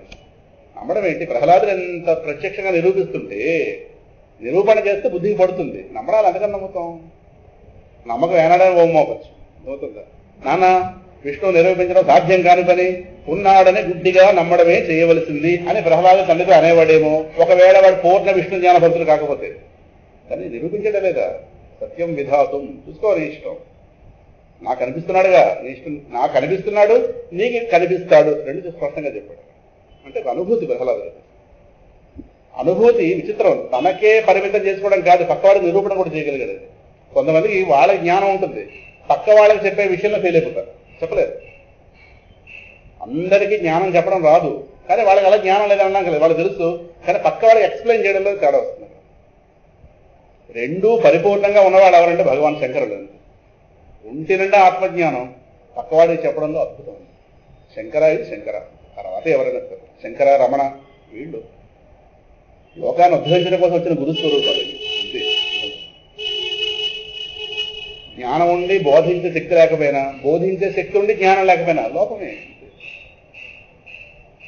అని అనేవాడు ప్రహ్లాదుడు. అనలేదు. ఇంకా ప్రహ్లాదా, స్వామి విసుక్కుంటున్నట్ట, సర్వగతుణ్ణి కాని నన్ను అలా ప్రకటించి నా కొంప ముంచేవరా, ఇప్పుడు ఎలా నిరూపించుకోవాలా అని తలపట్టుకున్నాడా స్వామి ఏమన్నా అదేనా? స్వామి తలపట్టుకున్నట్టుగా, స్వామి విసుక్కున్నట్లుగా చెప్పబడేదిగా లేదు కదా. ఇవేవి చెప్పబడలేదంటే, అంటే పైన పేర్కొన్న విధంగా జరిగినట్లు ఏ గ్రంథంలోనూ చెప్పబడలేదు కదా. ఎందుకు వీటిని ముచ్చటించుకోవడం అంటే, ప్రహ్లాదుడు ఎంతటి విష్ణు జ్ఞాన భక్తుడు, ప్రహ్లాదుడు ఎంతటి విష్ణు జ్ఞాన భక్తుడు, స్వామి ఎలా సర్వగతుడో ప్రహ్లాద వరదుడో మనకి సుస్పష్టం కావడానికి, మన బుద్ధికి బాగా పట్టడానికి. ఈ రెండింటిలో తేడా ఉంటే ఇంట్లో తేడా ఉంటుంది. స్వామి కంగారు గురయ్యేవాడు, ప్రహ్లాద కంగారు గురయ్యేవాడు. ఏంటో నాకు తలనొప్పిగా మారేవారా ప్రహ్లాద, ఎక్కడ పోలేదు ఆ మాట, ఎంత మాట ఎంత నోటికి వస్తుంది మాట అనేటివే. ఇప్పుడు నేనేమవ్వాలి, నేను సర్వవ్యాపం కాదే, ఎక్కడెక్కడ కూర్చున్నవాడిని, నేను ఎలా నిరూపించుకున్నా సర్వవ్యాపకత్వాన్ని చెప్పు, ఈ స్తంభాలు ఇద్దరు ఉండగలనా, ఏడు నాగయ్యా అని స్వామి కంగారు పడేవాడేమో. అంటే ఈయన ప్రవర్తన ఆయన కంగారు, ఆయన గారు విసుక్కోవడం ఇవ్వ ఈయన గోల కదా, ఇంత ఉండేదిగా. వాళ్ళిద్దరి మధ్య ఏ క్లాష్ లేదు. ఈయన చెప్పాడు, ఆయన వ్యక్తమయ్యాడు.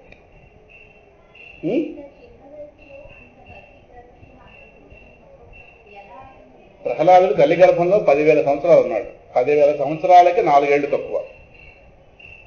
10,000 సంవత్సరాలకి 4 ఏళ్లు తక్కువ. వాళ్ళ అమ్మకి ఇచ్ఛా ప్రసవము అనే వరం నారదులు వారు ఇచ్చారు. ఆ సమయంలో హిరణ్యకశిపుడు తపస్సులో ఉన్నాడు. దేవతలందరూ దాడి చేశారు హిరణ్యకశిపు రాజ్యం మీద. ఈవిడి పేరు కయాధువు. ఈవిడిని ఇంద్రుడు కాస్త చెరబెట్టబోతుంటే నారదుల వారు మధ్యలో వచ్చారు. గర్భంలో ఉన్నవాడు మహావిష్ణు జ్ఞాన భక్తుడు.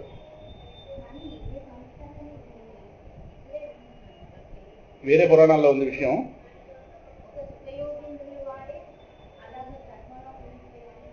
ఇద్దరు భక్తులు పురాణాల్లో, వామదేవ మహర్షి అని ఒక ఆయన, అలాగే ప్రహ్లాదుడు. వీళ్ళు కొన్ని 100 సంవత్సరాలు 1000 సంవత్సరాల గర్భంలో ఉండొచ్చున్నారు.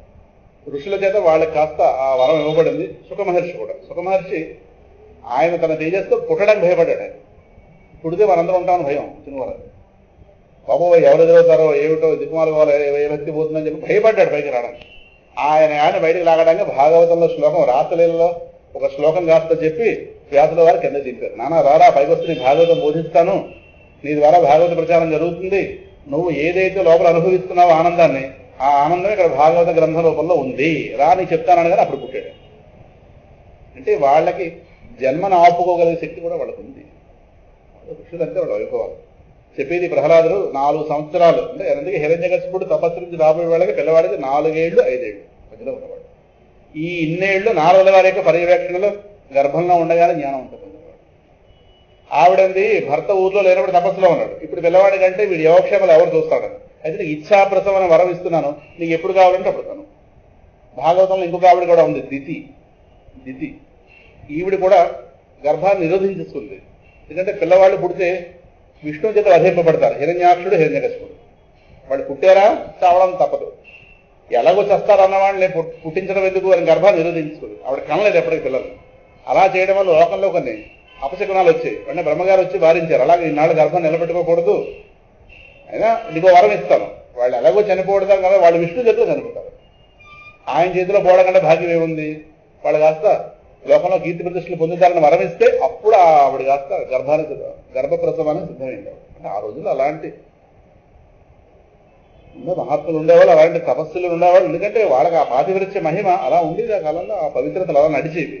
సరే, మొత్తం మీద చెప్పొచ్చింది ఈ పిల్లవాడు ఎంతటి విష్ణు జ్ఞాన భక్తుడో, స్వామి ఎలా సర్వగతుడో, ప్రహ్లాద వరదుడో మనకి సుస్పష్టం కావడానికే. తర్వాత ఇంకొక పారాగ్రాఫ్ చెప్పుకుని ఆపేద్దాం.